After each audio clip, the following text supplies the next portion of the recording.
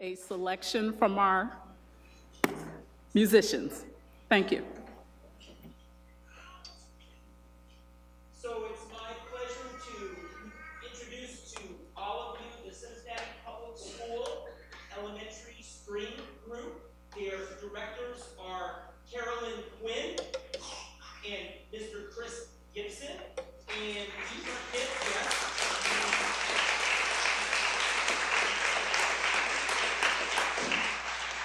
And these are students from our 4th, 5th, and 6th grade string programs from across Cincinnati Public Schools. Take it away.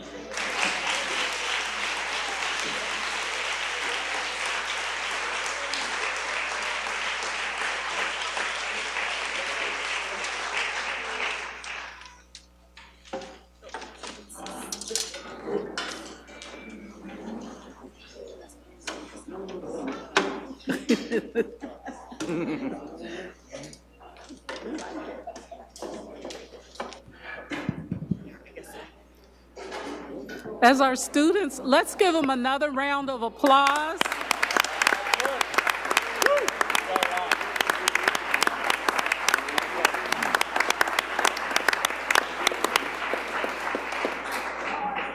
We always appreciate an opportunity to share the talents of our students, and they did a great job.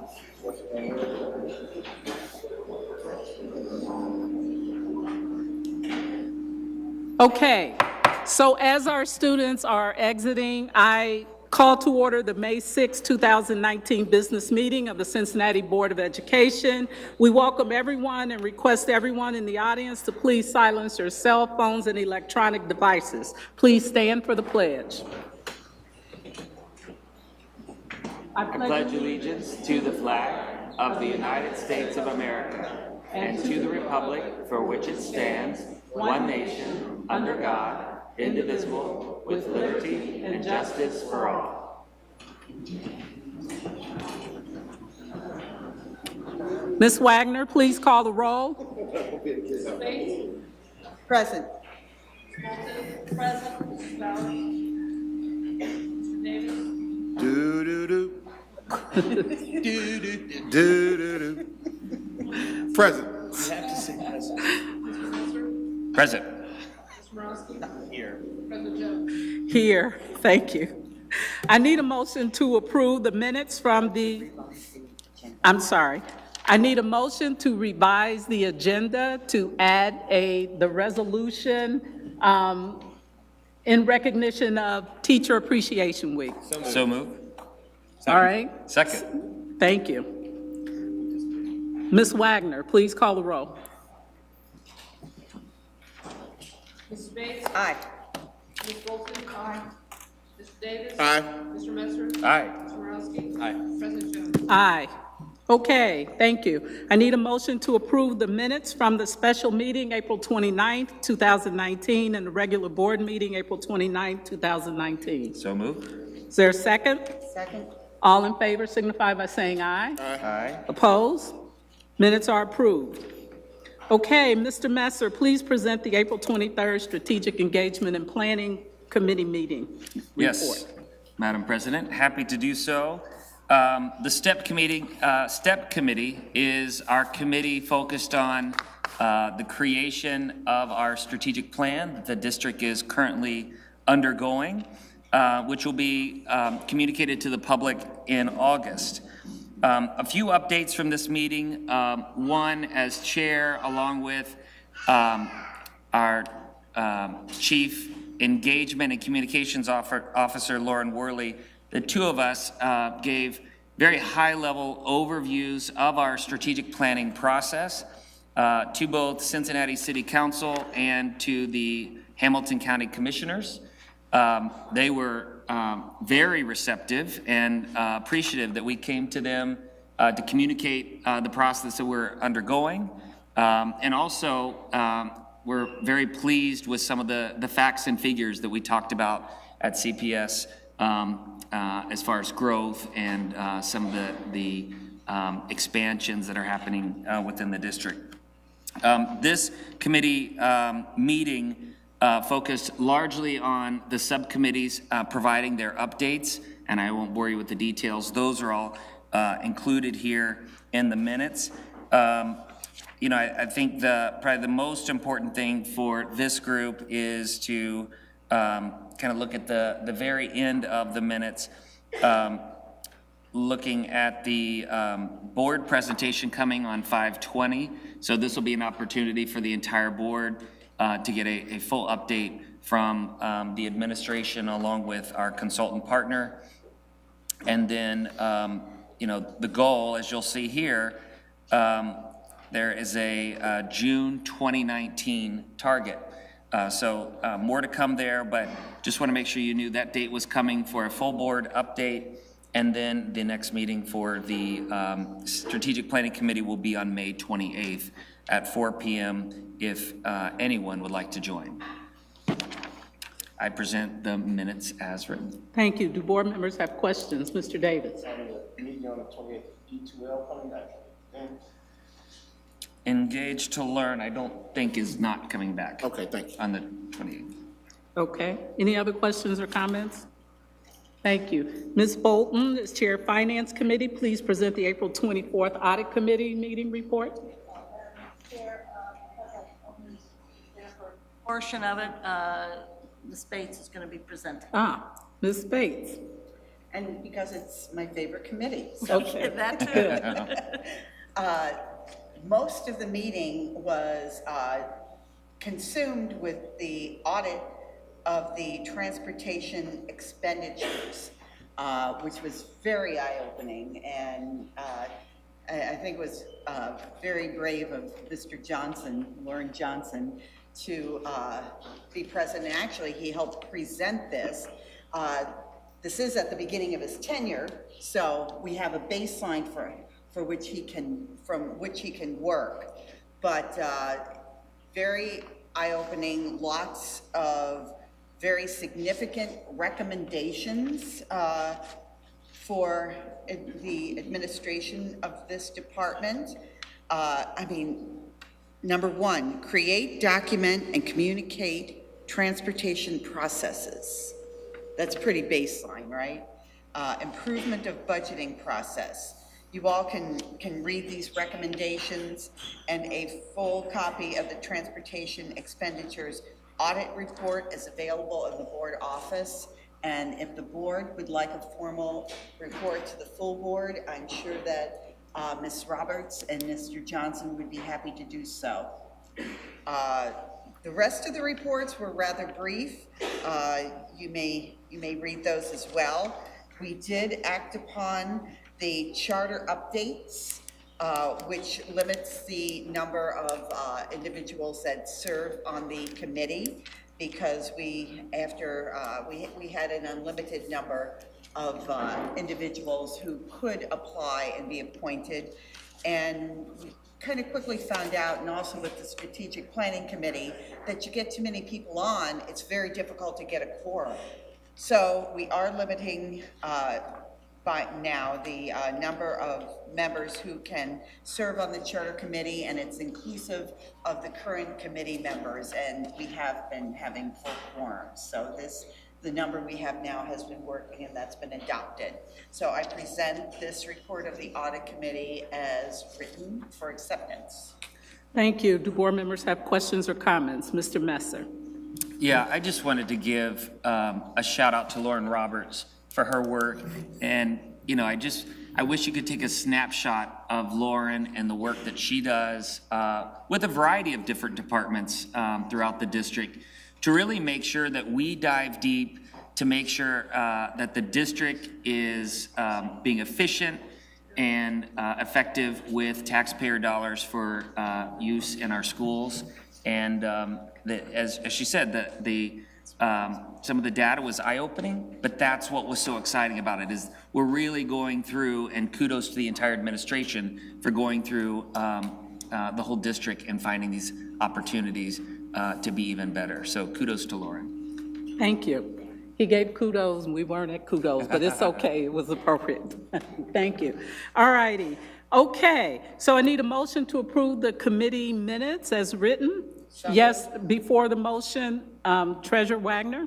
A small correction that I was not in attendance at the meeting at the very top of the minutes. I was out of town at the public, so. Okay, so the minutes should reflect that Treasurer Wagner was not in attendance to that meeting. Okay. I need a motion to approve the minutes as written. So moved. Is there a second? Second? All in favor signify by saying aye. Aye. Opposed? Motion carries, minutes are approved. Okay, we're at the exciting point of our night, and we're all excited. And Superintendent Mitchell, please introduce our first presentation. I will gladly introduce our first presentation. Parents and students, I know this is the moment you have been waiting for. This evening, we are proud to present our valedictorians and salutatorians for Cincinnati Public Schools. I'm going to actually go to the podium, and our principals will appear at the podium to the right of the stage to begin.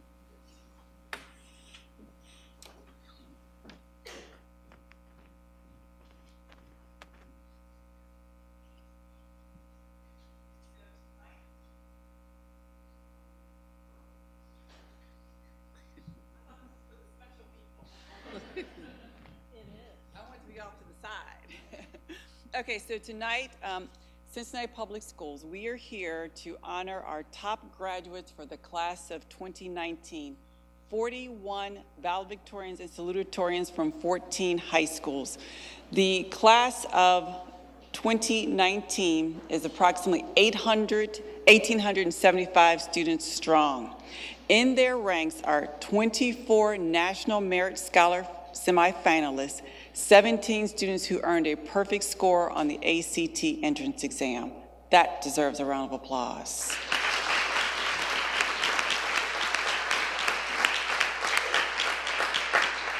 So last year, the class of 2018 earned $80 million in college scholarships, $20 million from the previous year. We will know in early June how much money this graduating class has actually earned. So we're very excited for you, and we couldn't be happier. You all are taking your first step towards really realizing the 3 E's, which says that upon graduation, not that you'll just go across the stage and you'll receive your diploma, but you all have gone over and beyond to be at the top of your class. When you graduate, you'll either be prepared for the military, to go on to school, or go into the world of work. So we are so proud to be able to celebrate this milestone with our graduates. The true measure of our success is really about you and your success after you leave our doors. We want you to be able to go out into the world and to be able to make a decent living, to take care of yourselves and the families that you hope to have someday, if that's what you like.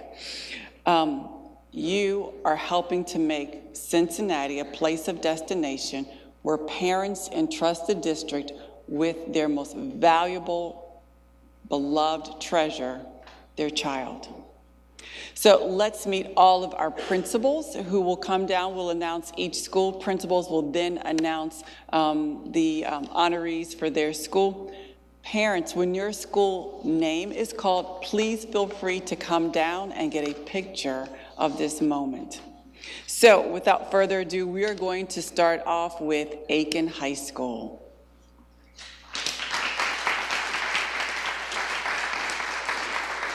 Good evening.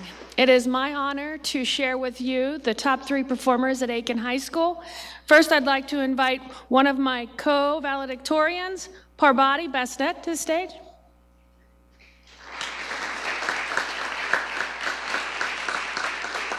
Parbati will be attending the University of Cincinnati in biochemistry. She was a member of CATS. She joined Garden Club, a member of the STEM Bike Club, Art Club, Girls to Women, and Cooking Club. Parbati Besnet.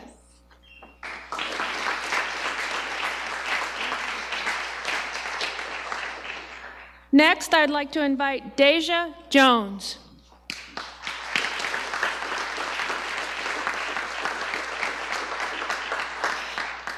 Deja was a member of the Philanthropy Club, the National Honor Society, GE Scholars, and she volunteers at the food bank. Deja Jones.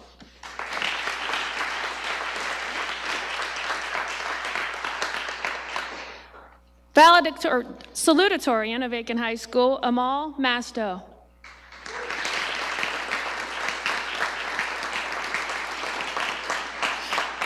Amal is an integral member of the Cross Country Club.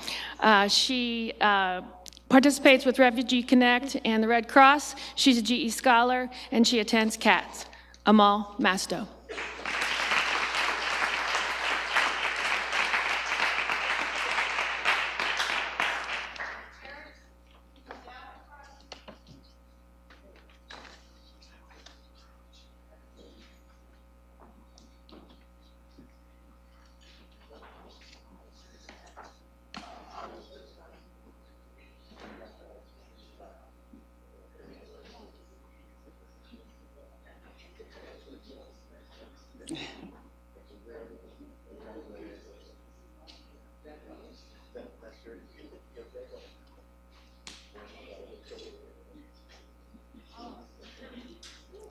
Next, we have Clark Montessori High School.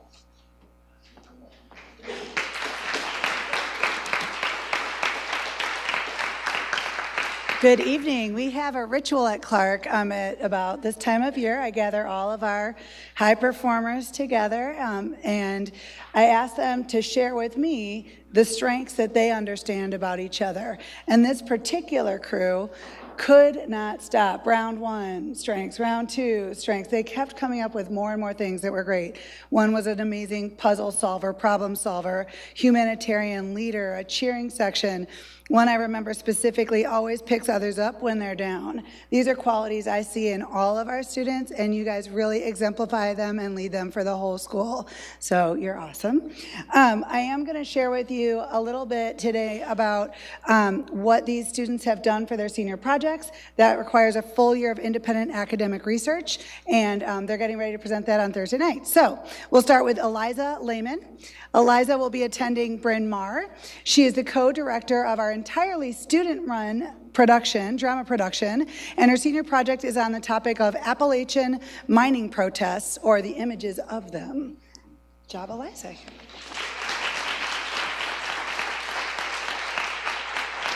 Next, we have Gideon Smiley. Gideon is going to be attending the Ohio State University Knowlton College of Architecture. He'll be studying landscape architecture, and his senior project was on modern homesteading, which almost enhanced the Clark landscape architecture by adding a grass or mud hut. What was your original proposal?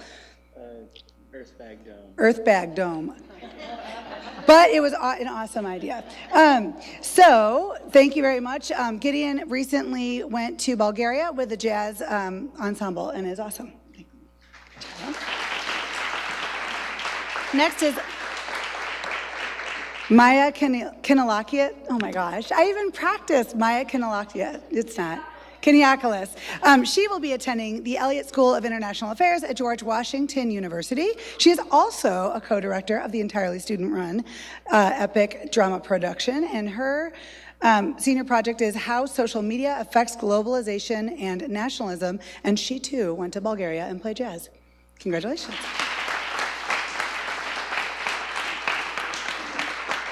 Our salutatorians are Catherine Jeffries. She is attending Clark University. I understand, Catherine, you're going to study pre-med or pre-law or maybe both. And she is making the world a better place by studying and producing a senior project on practical ways that we can all reduce our carbon footprint. So congratulations, Kathleen. And Anna Di Giovanelli is another of our salutatorians. She is planning to attend the University of Cincinnati in Arts and Sciences Exploratory. She is a friend to all, and her senior project studied colonization and life on Mars.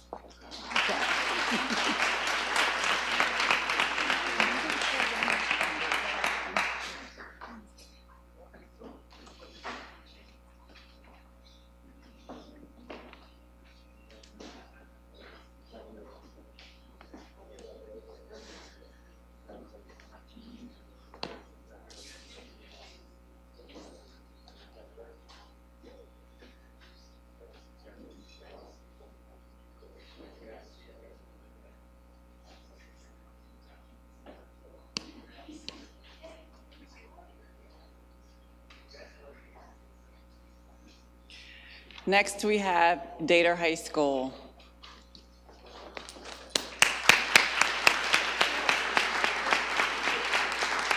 Thank you, Superintendent Mitchell, Board President Jones, board members. It is my esteemed pleasure to introduce the valedictorian of the class of 2019 at Gilbert A. Dater High School, Mr. Nick Cipriani.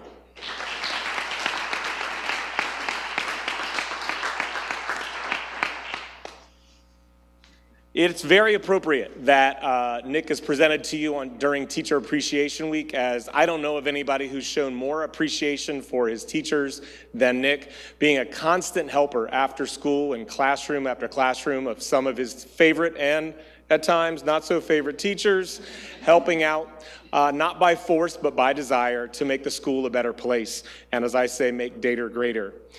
He has spent his entire senior year taking courses at the University of Cincinnati main campus. He's been a member of National Honor Society, the Social Justice League, Dungeons and Dragons Club, and also spearheaded a renewed recycling effort at Dater High School just this year. Nick will be attending Skidmore College in Saratoga Springs, New York on a full-ride scholarship with plans of studying chemical engineering and computer science. I present to you Nick Cipriani.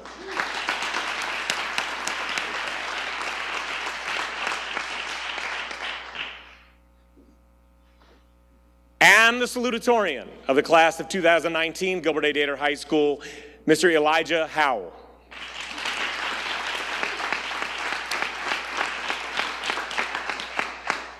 Elijah is president of the National Honor Society chapter at Dater High School, has played trumpet in the Western Hills Campus Marching Band and Concert Band for the last 5 years, something he's particularly proud of, was recognized recently by the Kiwanis Club for his academic achievements, and for the last year, Elijah, along with his hard work, attaining this great goal, also has been working and maintaining 2 jobs. He'll be attending The Ohio State University on a full tuition scholarship with plans of studying biochemistry and Spanish. I present to you Mr. Elijah Howell.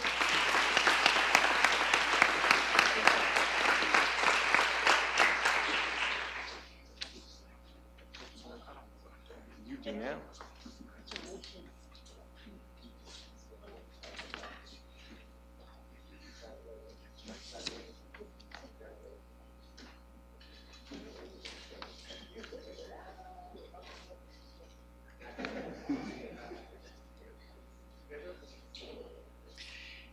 Gamble Montessori High School.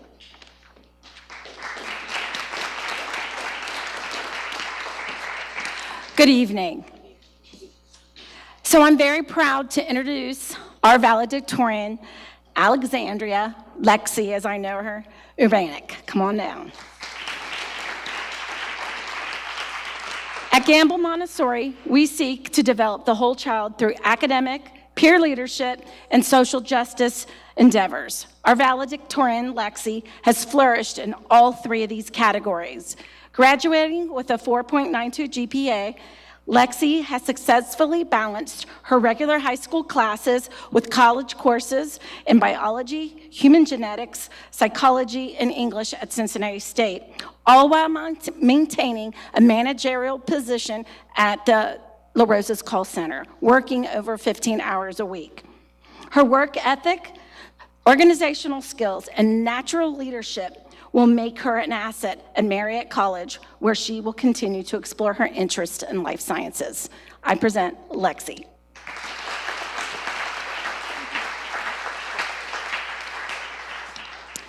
And next is our salutatorian, Kayla Neumeister.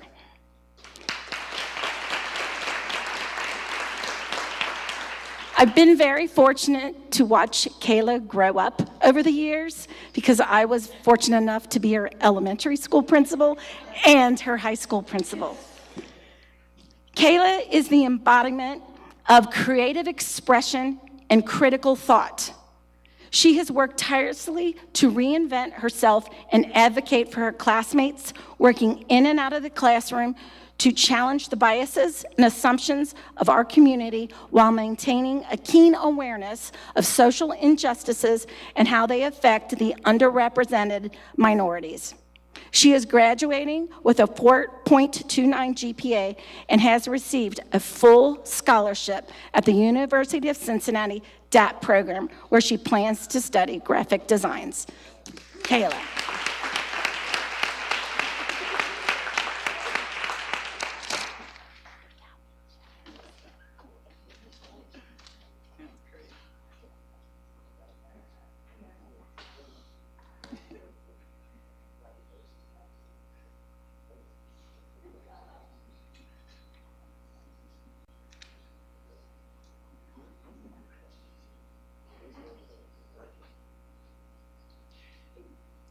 Hughes STEM High School.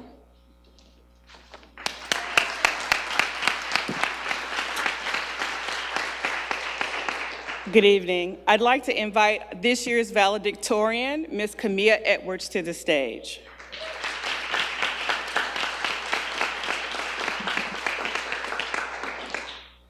Camilla has participated while she's been at Hughes in HPAC, the National Honor Society. She's a member of HOSA. She received the Commitment Award from the City of Cincinnati. She's been on A Honors all year, and she plans to go to Christ College next year and major in ER trauma, and wants to become an ER trauma nurse. Congratulations, Camilla Edwards.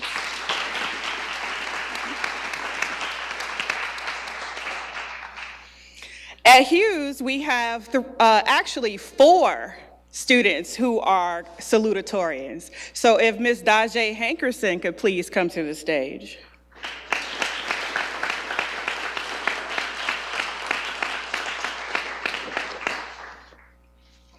Dajae is another outstanding student, and she's also an outstanding athlete. She was Athlete of the Month for the month of February for CPS. She's earned the Speaking Skills Award from the HOSA, the Leadership Award from UC's College of Nursing, and when she graduates, she wants to become a pediatric nurse, majoring in biology at the University of Cincinnati. Congratulations, Dajae.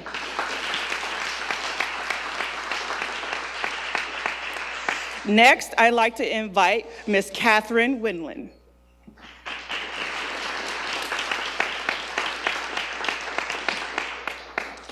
Catherine will be attending the University of Montana to study ecology and organismal biology. All right. She's been awarded the Leadership Achievement Scholarship and the Presidential Leadership Scholarship. Congratulations to Catherine Winland.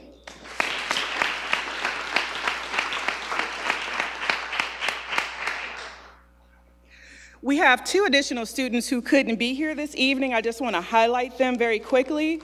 Tariq Williams, he is going to be going to the he's going to Bowling Green State University. He played football, baseball, he wrestled, he was a member of the academic team and the Jedi Club. And Miss Peyton Turnbow is going to the University of Cincinnati. While at Hughes, she played softball and photography. She was in a photography club. So congratulations to Peyton and Tariq. Thank you.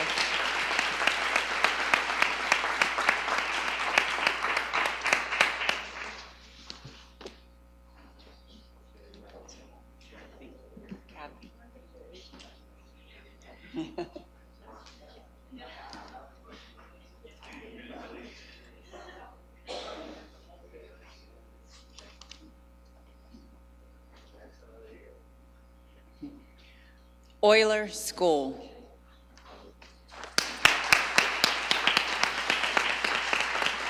Thank you. It's a great pleasure to be up here. I'd like to introduce two outstanding young ladies from the Euler family. First of all, Angela Elliott.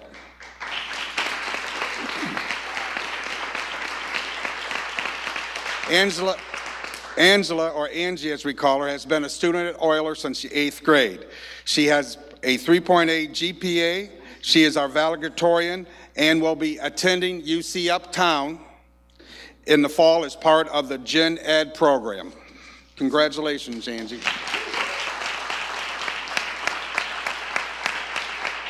And our salutatorian, and this is a family, trust me, this family, any sport she was involved with, they were always there. Thank you, Mom and Grandma. I know you're not here, but thank you also. Tyler Akabushi.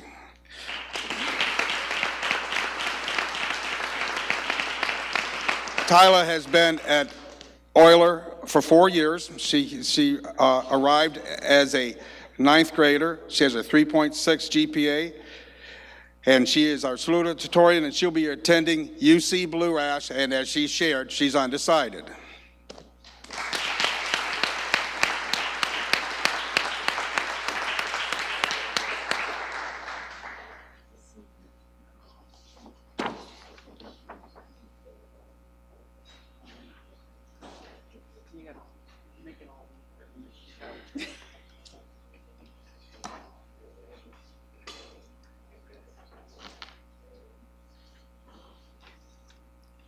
Riverview East Academy.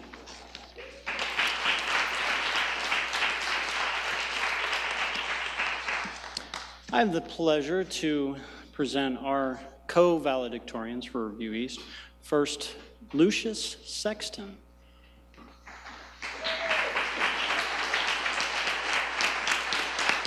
Lucius came to us in 7th grade and has excelled in all his academics, including both his accelerated and advanced placement courses. And his commitment has been such that he is actually graduating a year early than he should. So Luke has participated in the Riverview East Academy Philanthropy Group, has been a member of the National Honor Society 2 years running.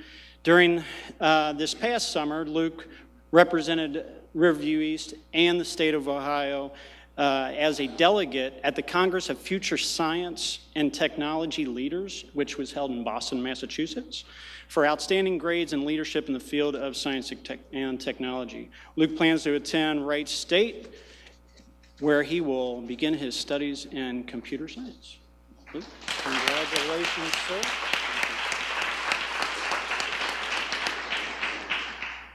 Other co-valedictorian, Amaria Blauser Holt.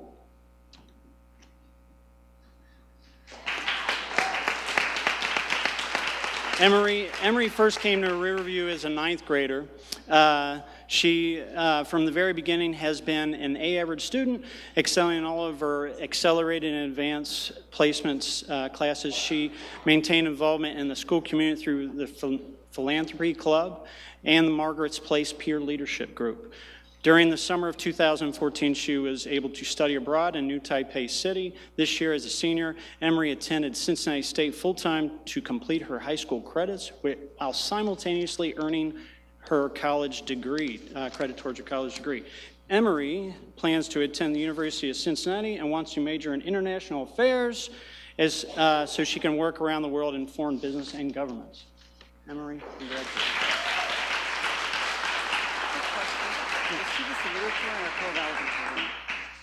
Oh, I apologize. I was given the wrong. She is our salutatorian. I apologize.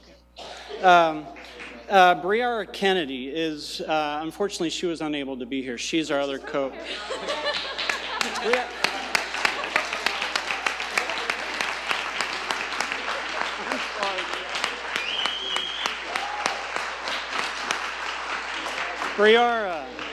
Briara Kennedy has been a student at Riverview since 7th grade, like Lucian. She has consistently been at the top of her class since then, which since completing her advanced placement courses last year, she decided to actually challenge herself as well, as did Emery, by attending Cincinnati State full-time, and while completing her high school credits, is also earning college credits. Briara plans to attend the University of Cincinnati, where she will major in nutrition and dietetics. She wants to work in the hospital setting so that she can help patients meet their health and nutritional needs.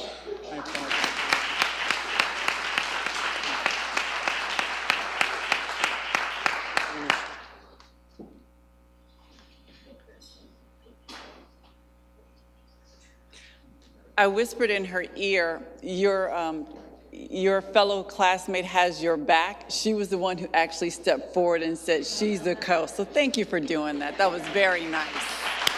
Very nice.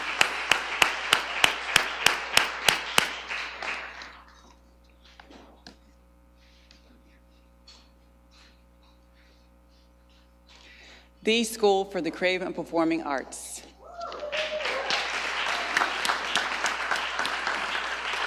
Well, good evening. I'm Principal Michael D. Owens, and I am indeed honored to be here to present our graduates of 2019. This is a special year for our graduates because this is year 40.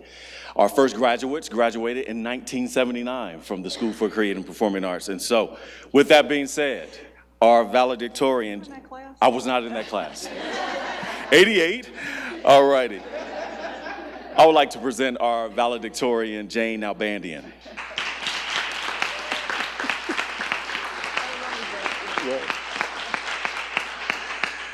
So Jane has attended SCPA since 6th grade, majoring in drama. During her time at SCPA, she's been involved in multiple activities, Honor Society, government, student government, and the math tutoring program, which she started this year. She's also been involved in many of the main stage productions at SCPA, 7 to count. In her spare time, she enjoys traveling, reading, spending time with her friends. She's also involved within the community with various organizations, the Cincinnati Shakespeare Company, Cincinnati Children's Theater of Cincinnati. She's also a Corbett Marison finalist in the area of drama as well. She has spent 5 summers down at Vanderbilt University studying from theater to medicine. She plans on taking various classes. She plans on attending New York University this fall as a member of the Liberal Studies Core Program, through which she will be spending her freshman year in London. So congratulations.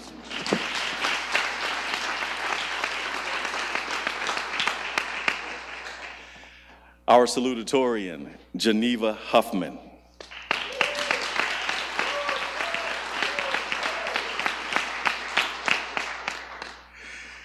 So Geneva is a very special artist. She has won many awards while at SCPA.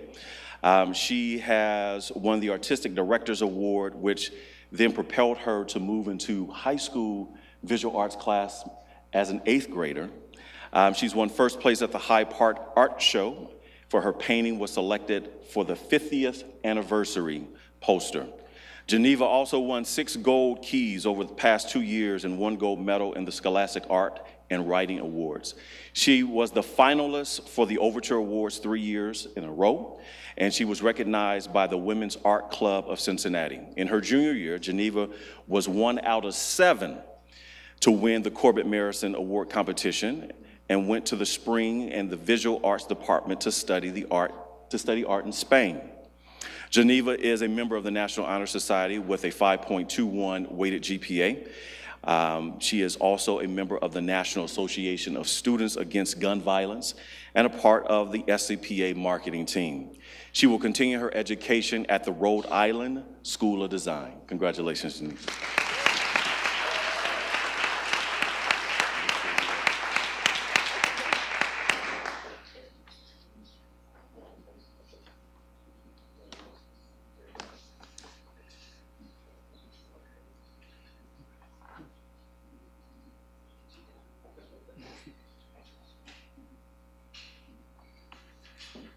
Schroeder High School.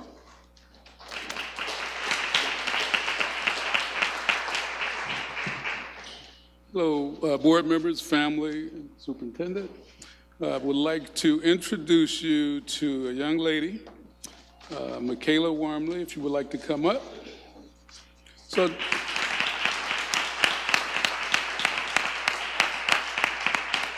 I'm not going to embarrass you, but I want to tell some things about this young lady, not real deep, but. So Michaela, if you want to just epitomize certain things in a child, so I always think about grit, perseverance, and growth mindset. So Michaela came to us in the 8th grade. She had transferred from one of our other schools. And when I first saw her, I was like, oh man, she was going through some things, but she persevered and she got through them. But through all of that, the number one thing was her grades, her academics. And so we started a top 25 in the 8th grade. That's when you first get your first high school grade in the 8th grade when we were doing Algebra 1. So she left out of the 8th grade with a 4.0.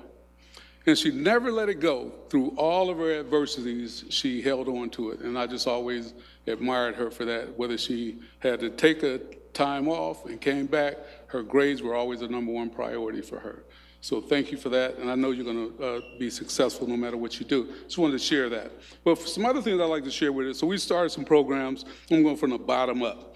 And so we introduced like the Girls and Women program, and we had an opportunity to get Michaela to a Sister Accord Tea Party, just to kind of just get her out there and let her see some things. And so from there, we came back, and we had our Girls to Women's program. She was on the board for that and helped some of the teachers get that going. Along with that, she does some things in the community of Marymount with the Marymount Players. She assists with some backstage activities. She handles some props, some costumes, some lighting. I know she takes pictures as well. And she's also involved in information technology with an information technology internship with the University of Cincinnati. She worked with a group of 4 to develop a VR technologies. I don't know what that is, but you can share that with me. And then she also works. And so when you talk about that grit piece, she works with the graders of Marymount. She's polite all the time, so I'm sure she's a great server. And she does a lot of things to keep the store going. And if you're familiar with the UC DIDO program, the Design-Based Information Technology Learning Experience, she's participated in that. Student Council, National Honor Society, and she also has some other leadership qualities with Law and Leadership Institute. She's completed a couple of years in that. But the best thing going is she maintains this 4.4 GPA, number one student in Schroeder. She's going to be attending the University of Cincinnati, received the Cincinnati Scholarship. All right, good. And she will major in cellular biology. So, Michaela Wormley. All right, thank you. Guess I'm going to give you your certificate. There's your mom. She might want to get a picture of both of us. Thank you. So Jawan looked like he had a previous engagement, but I'd like to share him. He sent me some items technology-wise. So a part of that top 25, they pretty much hung out together. So he was the National Honor Society. He was the CPS Leaders Program. I think Michaela was as well. Sorry for missing that one. Men of More. And then he was also a participant in the 12th grade student body president, all right. He was also in the dual enrollment College Credit Plus program where he has participated in 4 classes. He's also participated in our AP program. Sorry, I missed you on that, Michaela. So was Michaela, I'm sorry, I missed. I had other things to share. But then also he had a 3.98 grade point average. He received the Morrell Scholarship from the Ohio State, which is one of the premier diverse merit scholarship programs rewarding academic talented students who are active and engaged in the diverse-based leadership programs within their community. Jawan wants to go on and be a business owner, and so our salutatorium is Jawan Davis. He had to take off. Thank you.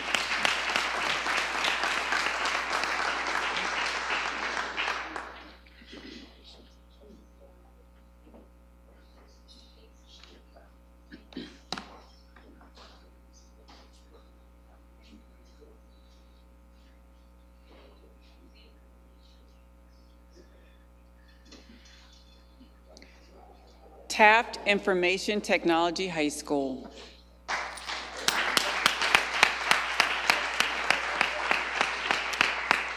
I'm Michael Turner, principal of Taft IT High School, and I have the great honor tonight of introducing three young men to you who are the top three students for the class of 2019. I will start with Elijah Dean Parker, who is Taft's valedictorian for the class of 2019.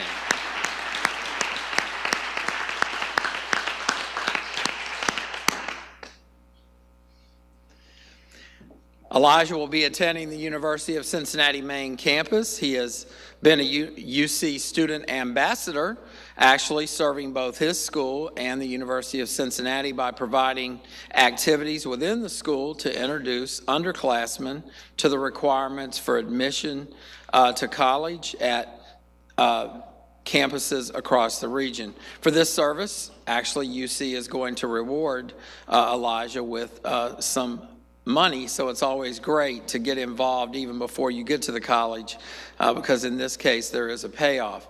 Elijah's done many different varied things in his high school career. During freshman year, he was on the basketball team. In his junior year, he was a member of the college club, again mentoring younger students in their college searches. In his senior year, he's been an active member of the philanthropy club, where he has served both the homeless and elementary student groups. Elijah is a responsible member of our school and his family. He holds 2 part-time jobs where he stands out because of his drive, his focus, and his ability to work without supervision. Elijah intends to pursue studies in the Arabic language and culture at University of Cincinnati. Taft IT High School is proud to recognize our valedictorian, Elijah Dean Parker.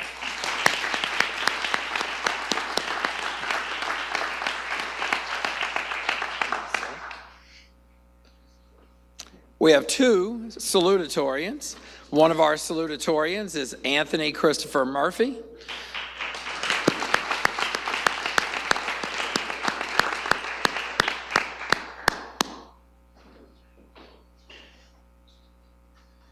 I knew this young man before he ever started attending Taft, because I've known his mother and the other children in the Murphy family who have attended Taft, and so it's been great to see him grow and mature as a young man. Anthony will attend the University of Cincinnati main campus, where he will be aided by a Taft alumni scholarship. As an athlete at Taft, Anthony has been a member of the football team, where he played on the defensive line.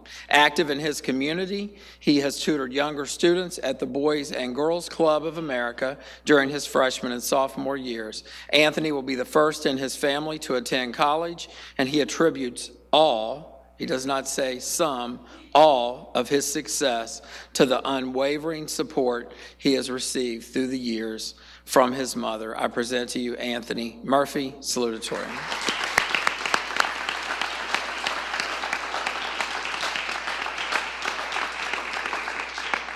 And finally, our second salutatorian could not be here tonight for a very good reason. Isham Allen Lamont Smith is actually in a track meet as we speak. He is running the 100 meter, 200 meter, and the 4x400 meter relay. So Isham is kind of otherwise occupied right now. And interestingly enough, if he keeps doing the way he's been doing, he's probably going to be occupied at the same time on graduation day. So that's going to be an interesting thing there. But he is actually competing in the Cincinnati Metro Athletic Conference track meet tonight. Last year as a junior, Isham was recognized by the conference as its runner of the year. As both a sophomore and junior, he has advanced to the regional track meet. This is Isham's 4th year of participation in varsity track. In addition to track, Isham has competed in varsity football for 3 years, being named senior captain this season. As salutatorian, it is not a surprise that Isham has been on the honor roll since his sophomore year. Finally, Isham is involved in activities outside of athletics as well. He is captain of the philanthropy club, which serves the inner city homeless by distributing health bags. He also serves younger students at Hayes Porter Elementary School by participating in a peer mentoring program. Isham will be attending Morehouse College in Atlanta. Let us recognize all 3 of our Taft scholars as they go forth in their college studies.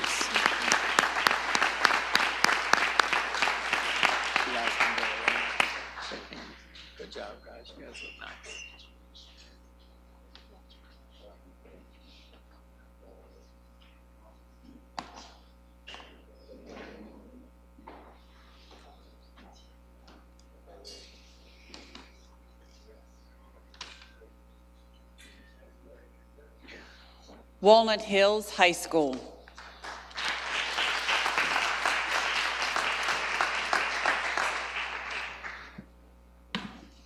Good afternoon. Before I get started, I would like to just say how awestruck I am with all of our students that are being recognized tonight. Not just the academic accomplishments, but I'm just, I'm in awe about the amount of service and the amount of giving back that this group has done. It's just amazing. And keeping that, that high GPA along with having those community service oriented projects is just wonderful news. And my students are no exceptions. My first valedictorian is Shelby Ewing.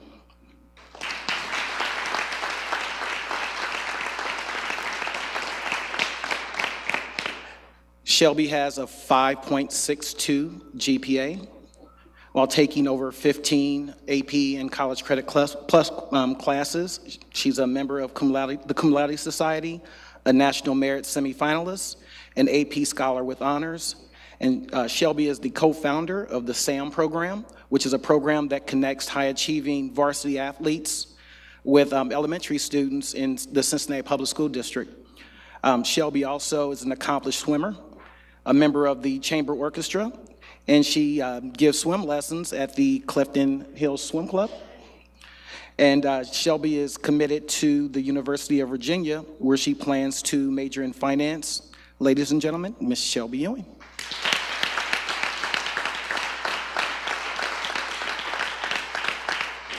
Give me your...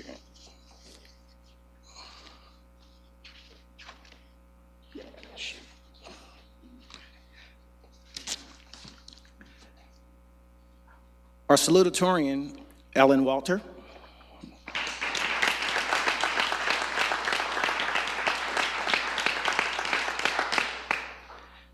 Ellen has a 5.6 GPA while taking 15 AP and college credit plus classes. She is a member of the Cum Laude Society, a talented soccer and softball player, a member of the Youth Medical Exploration Club, and Ella has gone on mission trips to Port-au-Prince, Haiti, and New Orleans, Louisiana. She serves as a youth representative for diversity and inclusion at the People's Church and is a server at Polka Hut, a restaurant. And Ellen is committed to attend the University of Cincinnati, where she plans to major in biomedical engineering. Ladies and gentlemen, Miss Ellen Walter.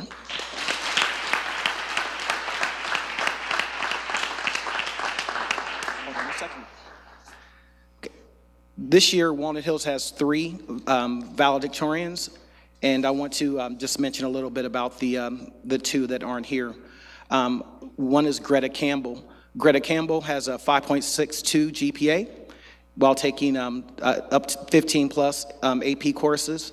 She is a member of the Tri-M Musical Honor Society, a member of the Walnut Hills Senior Ensemble, and participates in our theater program. She works with our Student Ambassadors program. And Greta is also a lifeguard and teaches swim lessons at the Clifton Swim Club. And Greta also volunteers at Christ Hospital and the nurses station in the ICU, something I would never have thought about doing in high school. And she is just an overall great person. So ladies and gentlemen, valedictorian for Walnut Hills High School, class of 2019, Greta Campbell.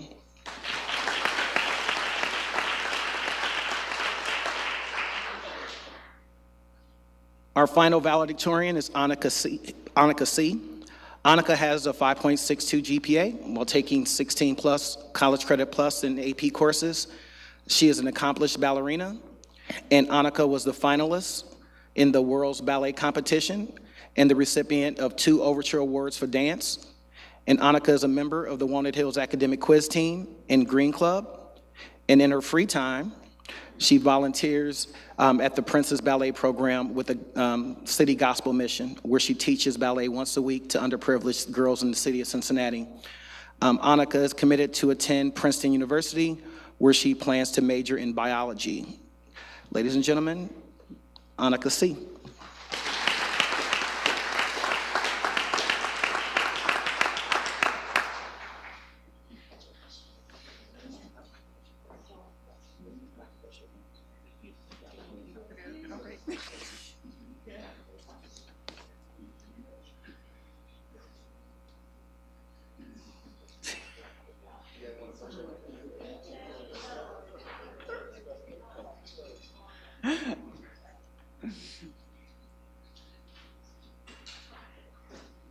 Western Hills University High School.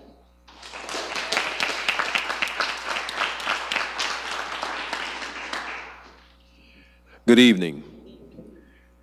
I have the distinct honor to acknowledge today one of our prestigious students, Ingrid Brenton. Come forward, please.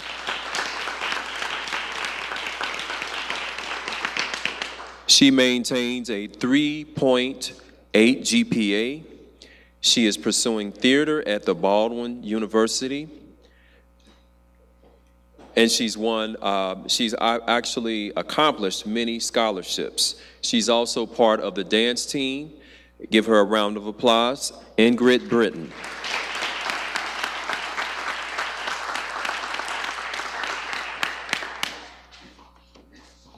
I have a couple of other students who could not make it tonight. I want to acknowledge them as well. Jerry Smith is the valedictorian along with Ingrid. Jerry has been a student at Western Hills since 7th grade. He's a funny character, always cracking jokes, very outgoing. At this point in time, his major in college has not been decided, and he hasn't decided which college he's going to attend, but I know he'll be successful. Jerry Smith.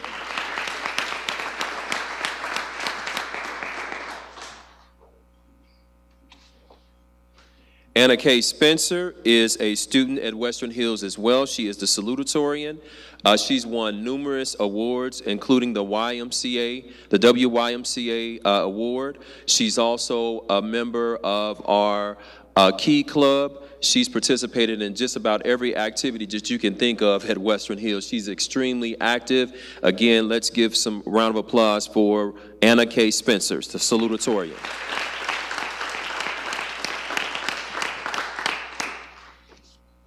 The last person is Dayana Allen. She maintains a 3.5 GPA. She did an excellent job during the time in which she performed at the recent JCG competition, helping Western Hills to win numerous awards.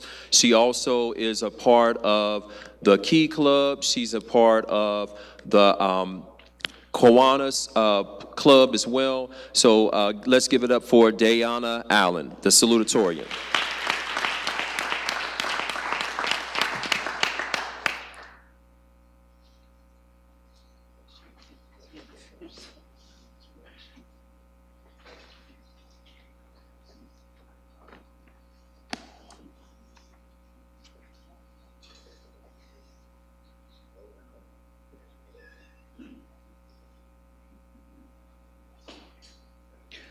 Withrow University High School.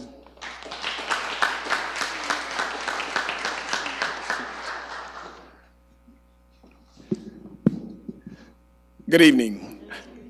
I'm Jaron Gray, principal of Withrow University High School. This is our centennial year, and I am very proud to introduce Withrow University High School's 100th graduating class valedictorian, Ms. Christian Young.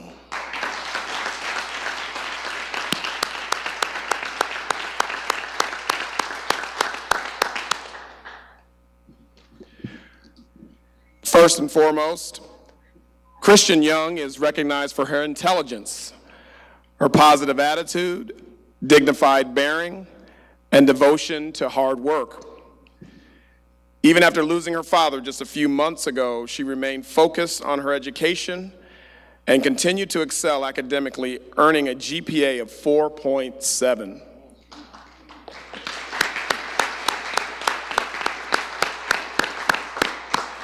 Despite the demands of her job, Christian has further distinguished herself by attaining A honor roll status throughout her years at Withrow. She participates in the CPS UC Ambassador Program, as well as the Girls to Women Collaborative. She was recently named to the National Honor Society as well as to the Cum Laude Society. She additionally volunteers at the Madisonville Recreation Center, where she assists in developing activities for after-school and senior citizens programs. Accepted to Xavier University, the University of Dayton, and the University of Cincinnati, Christian has chosen to continue her education at the University of Cincinnati, where she will major in criminal justice and minor in communications. It is her dream to improve the criminal justice system. Ladies and gentlemen, I present to you Ms. Christian Young.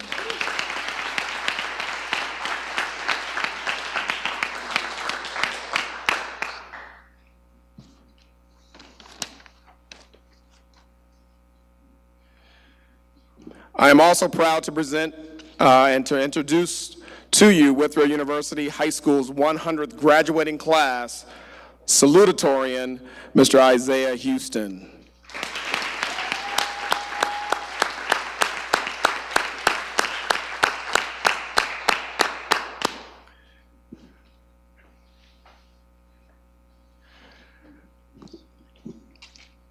Isaiah Houston is graduating with a GPA of 4.58. Come on, clap that.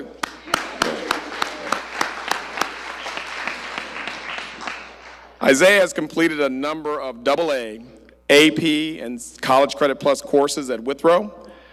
He is an ambassador for the CPS UC program. He has tutored students in math since the 8th grade. He played football and participated in band and orchestra where he played the tuba, piano, trumpet, cello, and xylophone. He's a bad boy right here. Yeah. All right. He is most noted for starting the Withrow Gospel Choir last year, where he was the lead director and pianist. The choir performed at the Arnoff, and he brought students of different backgrounds together to sing praises unto the Lord. Outside of school, he is a founding member of the Houston Brothers and the Ice Band. All right, check this out. The members are Isaiah, I. His brother Chris, C. And friend Ellis, E. Williams, the Ice Band. Right? The band has traveled all around Cincinnati and other states performing gospel and jazz music. He is the minister of music and choir director at Providence Baptist Church in downtown Cincinnati. Mr. Houston was accepted at the University of Dayton, Xavier University, Southern University, and Northern Kentucky University. In the fall, he will be heading to the University of Cincinnati, where he, too, will be majoring in criminal justice and minoring in Spanish. He has received a number of scholarships that will cover his 4 years of college without any out-of-pocket expense. Come on, that's awesome. Let me get this right. His BHAG, some of y'all know what that is, which means his big, hairy, audacious goal in life is to become an FBI agent. Mr. Houston is known as a well-mannered, respectable, meticulous, and conscientious student, and most importantly, an unashamed child of God. Ladies and gentlemen, I present to you Mr. Isaiah Houston.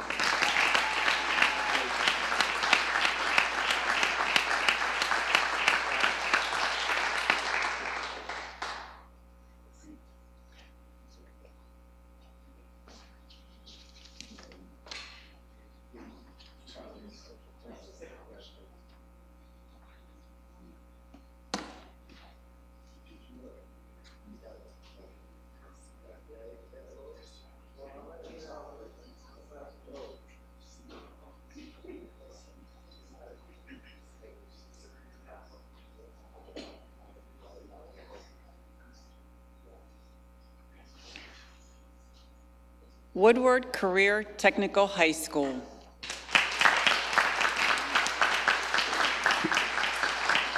Good evening, everybody. Saving the best for last. I won't be nearly as funny as Mr. Gray, but I do want to tell you that I am super proud to introduce both the valedictorian and the salutatorian for Woodward Career Technical High School for many reasons. But I do have to tell you that one in particular is that both of these young men have been with Woodward since the 7th grade. And so on graduation day with their regalia, not only will they, of course, adorn the gold card for all of their academic achievements, but they'll also have a royal blue cord to symbolize their commitment to Woodward Career Technical High School. So our valedictorian, Mr. Dalen Dallas.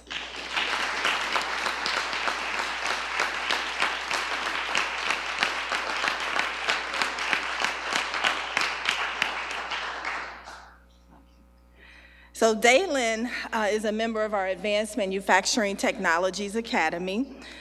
He has a lot of club experience at our school, but some of them include our academic and our debate team, our National Honor Society, student government, and youth and city government. He has several years of community service with a variety of nonprofit organizations. I do want to make sure I tell you that he has been a part of our collaborative agreement with the Chamber. He has been employed by Steinhauser Incorporated. Actually, Steinhauser would really like to hire him full-time, but Dalen has other plans, at least for right now. So I introduce to you Dalen Dallas.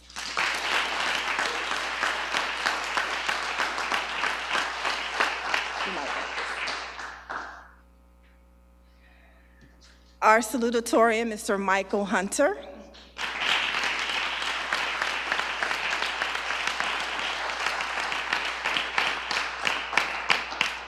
Michael Hunter is a member of our Building Technologies Academy. He too has a lot of experience, work experience, including being at the Kroger Company. They would like to hire him full-time as well. However, he and Dalen, I failed to mention, will be attending the University of Cincinnati. Some of the other achievements that Michael has, of course, having many certifications, including an OSHA 30 certification, being a member of the National Honor Society, member of varsity track. So the CMAC, the track meet that was mentioned earlier, is being held at our school. Both of these young men chose to come and be here with you tonight. So I appreciate that. Member of Jobs for Cincinnati Graduates, the MORE program, and is also ACT Work Keys credentialed, Michael Hunter.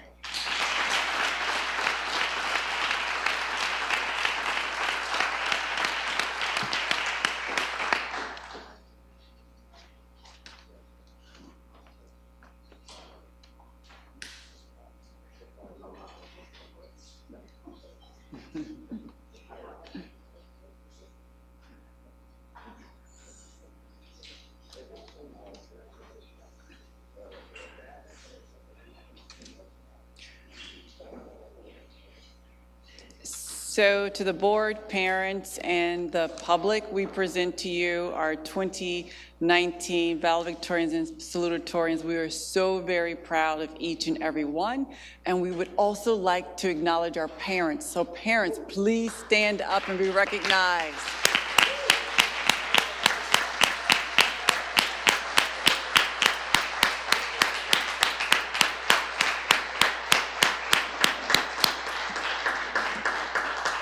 Thank you so much in entrusting us to educate your students, your young people. We have thoroughly enjoyed them and wish them the very best luck in the future. Thank you.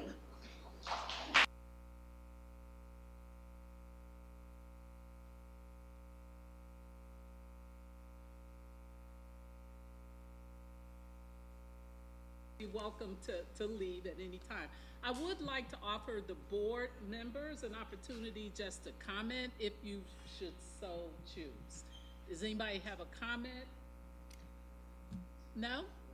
Okay, well, we'll just do this again. How about that? Woo. Woo.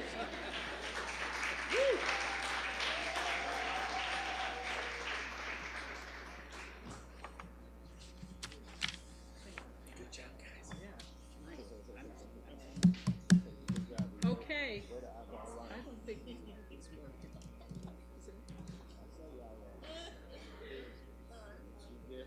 Here. Okay. Try mine. Okay. Turn into Catholic. I think we're having, I don't know if anybody's mic is working. Ours, our mics aren't working. Mine is.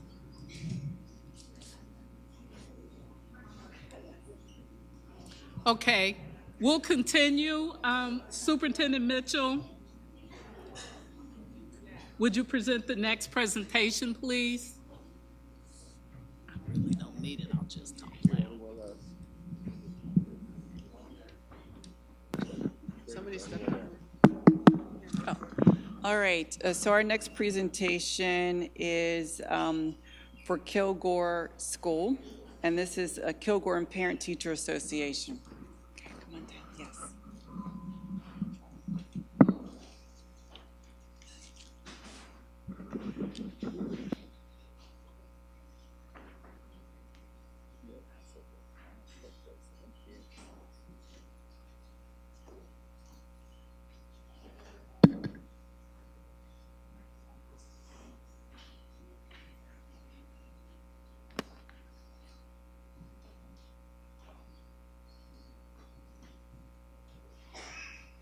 Honestly, I don't know how I'm going to follow that. I think I graduated with like a 3.2.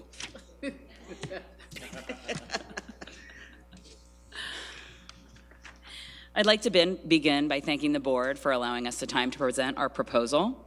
My name is Libby Frank. I'm a PTA board member and a parent for Kilgore Elementary.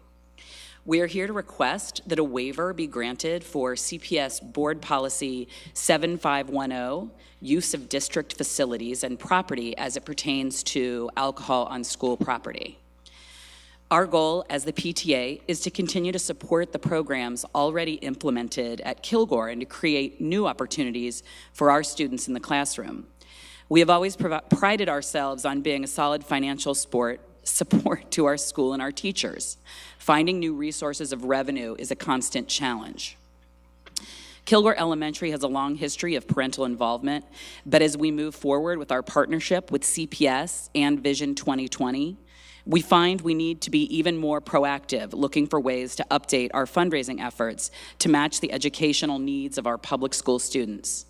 Historically in our city, the local parochial schools have met some of their financial needs by inviting the community to join them for their school carnivals, and the social aspects of these events is a huge draw. Beer sales are typically a large source of income at these parochial events, and we'd like to tap into some of that revenue. In order to increase attendance and boost sales, we are asking the board to grant a waiver to the liquor policy so that we may host a beer garden during our carnival on May 11th.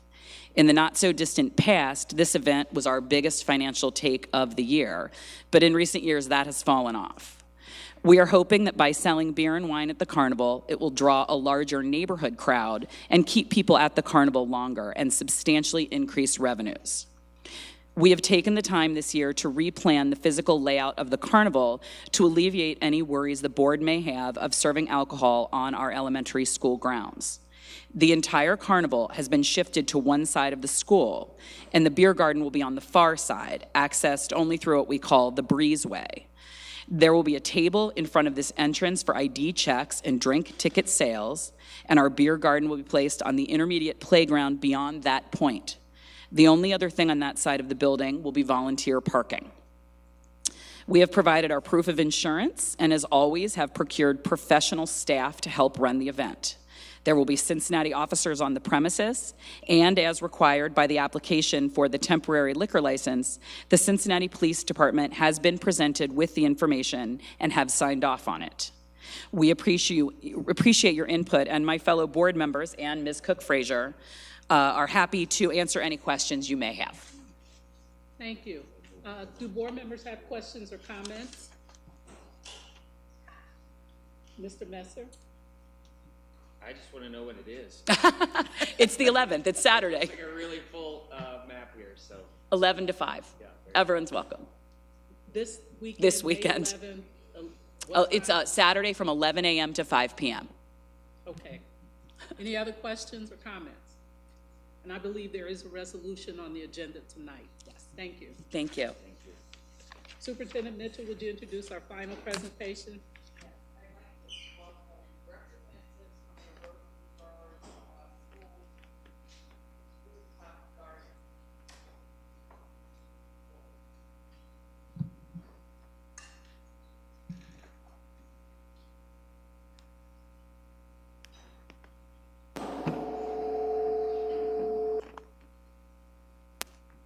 Good evening. Thank you so much for having me. I'm Sarah Storyahan, and I'm the president of the board of the Rothenberg Rooftop Garden. We are a 501(c)(3). We are an outgrowth of the Over the Rhine Foundation, which helped to save the school and actually started the garden. Our mission is to have smart, healthy kids. and to provide our inner city children with experiences that perhaps their counterparts have in the suburban area. We'd like to do that with our children. We have our enrichment program. We have 2 after-school clubs, our Rainbow Readers and our Junior Horticulture Club. We have a summer internship program for our older children, and we have our summer school program, plus we have a program for our parents. We do have insurance, which I think you've been provided with. We are hoping to have an event, and we're planning on it, that you will grant us a waiver for alcohol for our Light Up Rothenburg event, which is on Saturday, May the 25th, from 7 to 10 p.m. This is our first event that we've had as a fundraiser at the school. If you haven't been to the school, if you haven't seen our rooftop garden, you have an open invitation to come and see it. It is a really unique space. It is a school in a garden, not the other way around. We were recently awarded a STEM grant from the Greater Cincinnati Foundation for $20,000. That is our emphasis in the education. There's a high emphasis on literacy in every single component that we do, because we believe if the children can't read, they can't do anything else. The rest of it follows.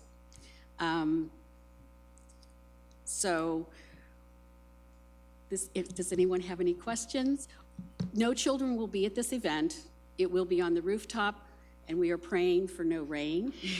We will be having a special light up moment, which the firefighters have said is okay because there won't be any open flames at 9:30 that evening. And the police have been notified and have signed off on this. We'll be serving beer and wine. We're hoping that this will be not only a successful event this year, but will become a signature event for us in fundraising, because we're a fairly small nonprofit. We have 2 part-time employees that take up most of our budget. Are there any questions or anything I can answer? Thank you. Board members, does any board member have questions? Resolution is also on the agenda for board consideration this evening. Thank you so much. Thank you. Okay, anyone have any kudos? Our kudo man just left. Does anybody else? Ms. Bates? The first retirements, right? No. Kudos first? first. You're right. Okay, so we'll do the kudos. We're going to take off our shirts for this, so everybody watch. No, just our jackets. Don't get too excited.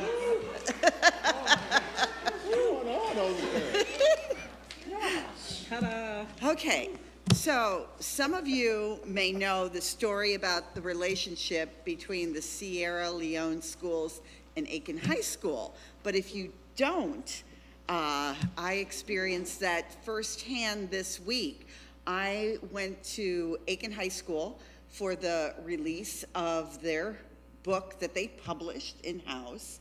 And when I got there, Principal Lisa Votas said, she grabbed me and she said, "You have to meet somebody. He's about ready to leave. You have to meet him right now." And it was the superintendent of schools of Sierra Leone, Africa. And he was in town, actually in Indiana, to learn more about the delivery of education in their system. Found out that Aiken, he wanted to visit Aiken, and coincidentally, Aiken was having a walk to raise money for Sierra Leone schools that day. He told me the story of the relationship, and he told me that that elementary school in Sierra Leone would not exist without Aiken High School. And he showed pictures. Actually, there's a montage on the wall of the school that Aiken built in Sierra Leone and helped build. It started out as a mud hut, and now is like a cinder block building with running water. And this is the school that our kids and teachers at Aiken built. It's just truly amazing. And they raised over $1,000 during this walk that morning, and it was to support scholarships for children matriculating from elementary school to high school, because it costs $60 a year for those children to attend high school, which to us does not seem like very much, but it's enormous to them. And the scholarships are in the name of Superintendent Joseph Permai's daughter, who died a year ago on the day we were there at Aiken from typhoid. I mean, it's just, you know, we see a great deal of poverty here in our world. It's just unbelievable what the people in Sierra Leone are going through, and Aiken they're truly heroes. The children at Aiken, the students at Aiken, wear these t-shirts and wore them during the walk, and I believe they're allowed to wear them on Fridays. And I saw a picture of the children at the elementary school in Sierra Leone, and all of them are wearing the same t-shirt. So they have a very, very close relationship, and it's just truly amazing how the Aiken community has come around to support a school on the other side of the world that so desperately needs their help. So kudos to the Aiken community, the students, the teachers, and the administration for this, collaboration and support that they're giving to people who are, so less fortunate that we couldn't even imagine, but they do. So kudos. And to add to that, it was also the day of their opening, the book signing. If you all were here for their presentation, when the students gave examples of their expressions, personal expressions and thoughts, they actually published their book. And so they had a book signing, and I'm sure if you would like to buy a book, you could probably contact the school for information. There's a website, I just don't have the information handy. The book, I believe, was $10. Was it $10? So I think you would want a copy. So congratulations to Aiken. Kudos. That's one too. Oh. Swoop. Publishing.com. Thank you. Swoop. Ms. Bolton, kudos. Yes, I do have kudos. It's such an honor and such a great experience actually being on the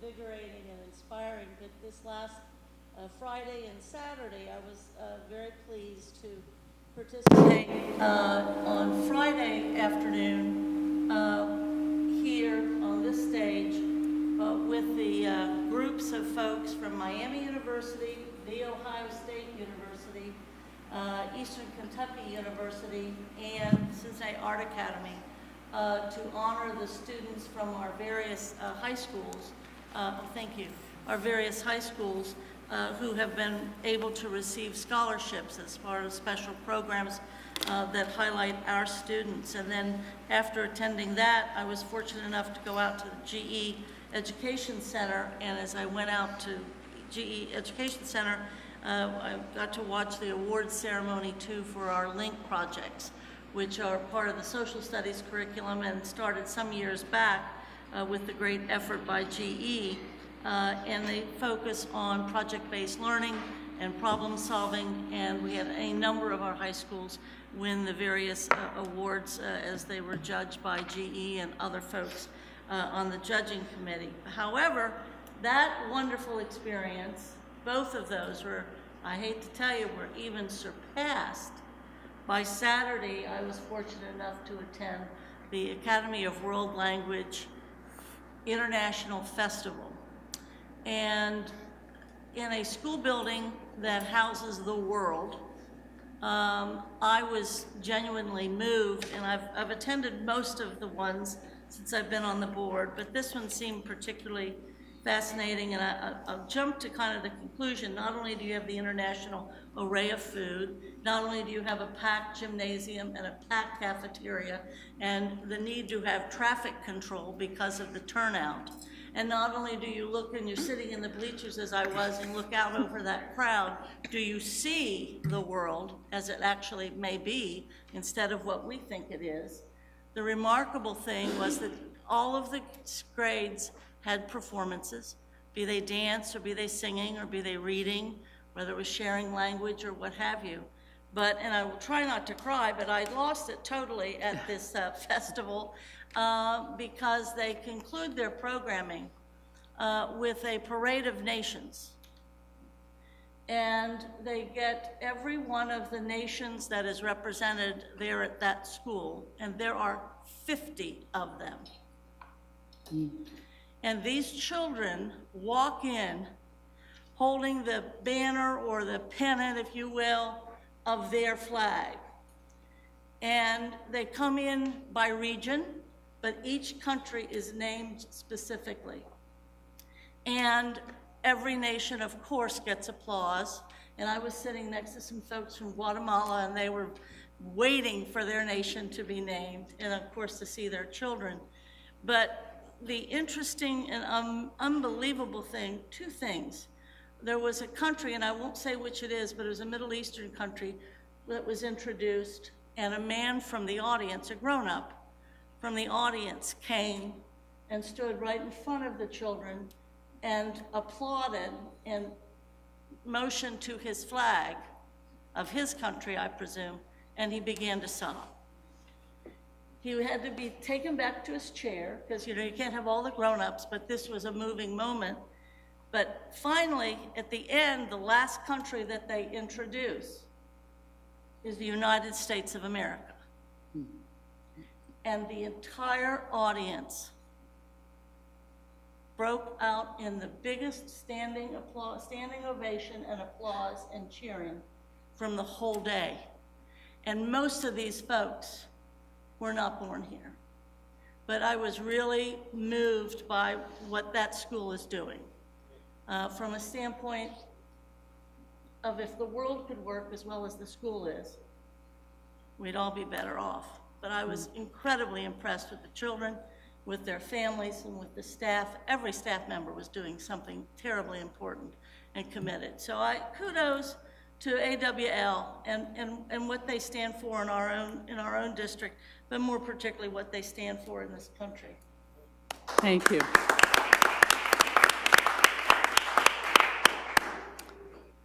One last kudo here.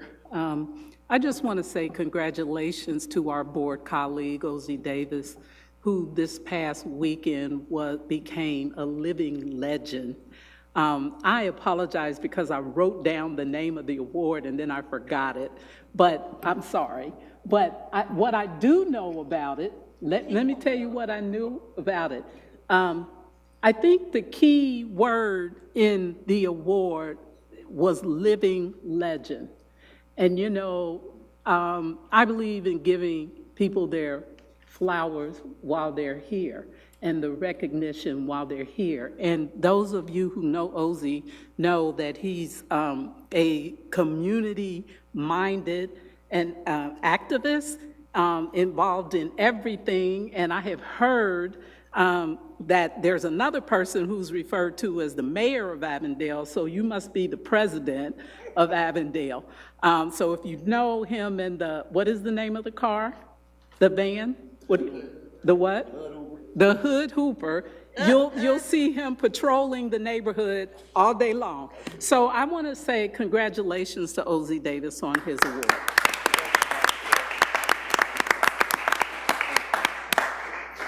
Any other kudos? Thanks. Ms. Bates, retirements. Yeah, now I have the retirements. Yep. We have several certificated personnel who have applied for their retirement, and they are Teresa A. Armstrong, Gertrude E. Becker, Catherine G. George, Julia F. Howell, Nancy A. Koch, and William M. Miles.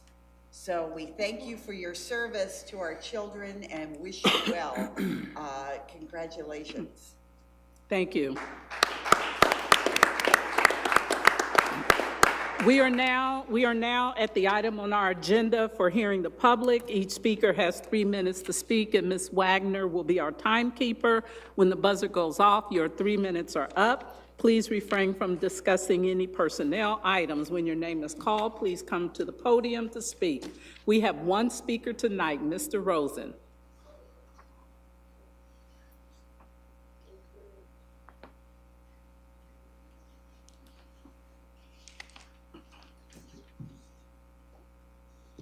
Good evening, President Jones, board members, Superintendent Mitchell, Treasurer Wagner, and those in attendance.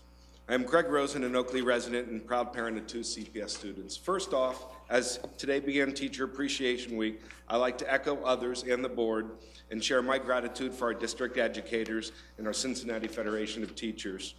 Obviously, as seen by the success of tonight's graduating senior class, the teachers are the cornerstone of CPS. For more than 10 years, it has been my pleasure to help support our school district in various engagement endeavors. As you continue discussions regarding the placement of an upcoming renewal levy, I hope to encourage the board to select option 2 for a November ballot initiative. That's the 10-year term. In relation to the 3 proposed levy options, I'd like to remind the board that the last CPS levy that failed to pass was in 2011, and it was a new money continuing period levy with messaging centered around increasing technology, including equitable access, teacher staffing, and textbooks. At that time, my role in support of the levy was campaign finance director for Cincinnatians Activist Board Education. As we worked our campaign plan and engaged potential donors and supporters, I heard over and over that while the theory is worthy, the permanence was preventing many from donating their time, financial support, and or the likelihood of voting for passage. I realize CPS is in a much stronger position as it relates to the optics of our success as a district, including increased enrollment, as well as new facilities, programs of choice, and initiatives such as My Tomorrow and the Vision 2020.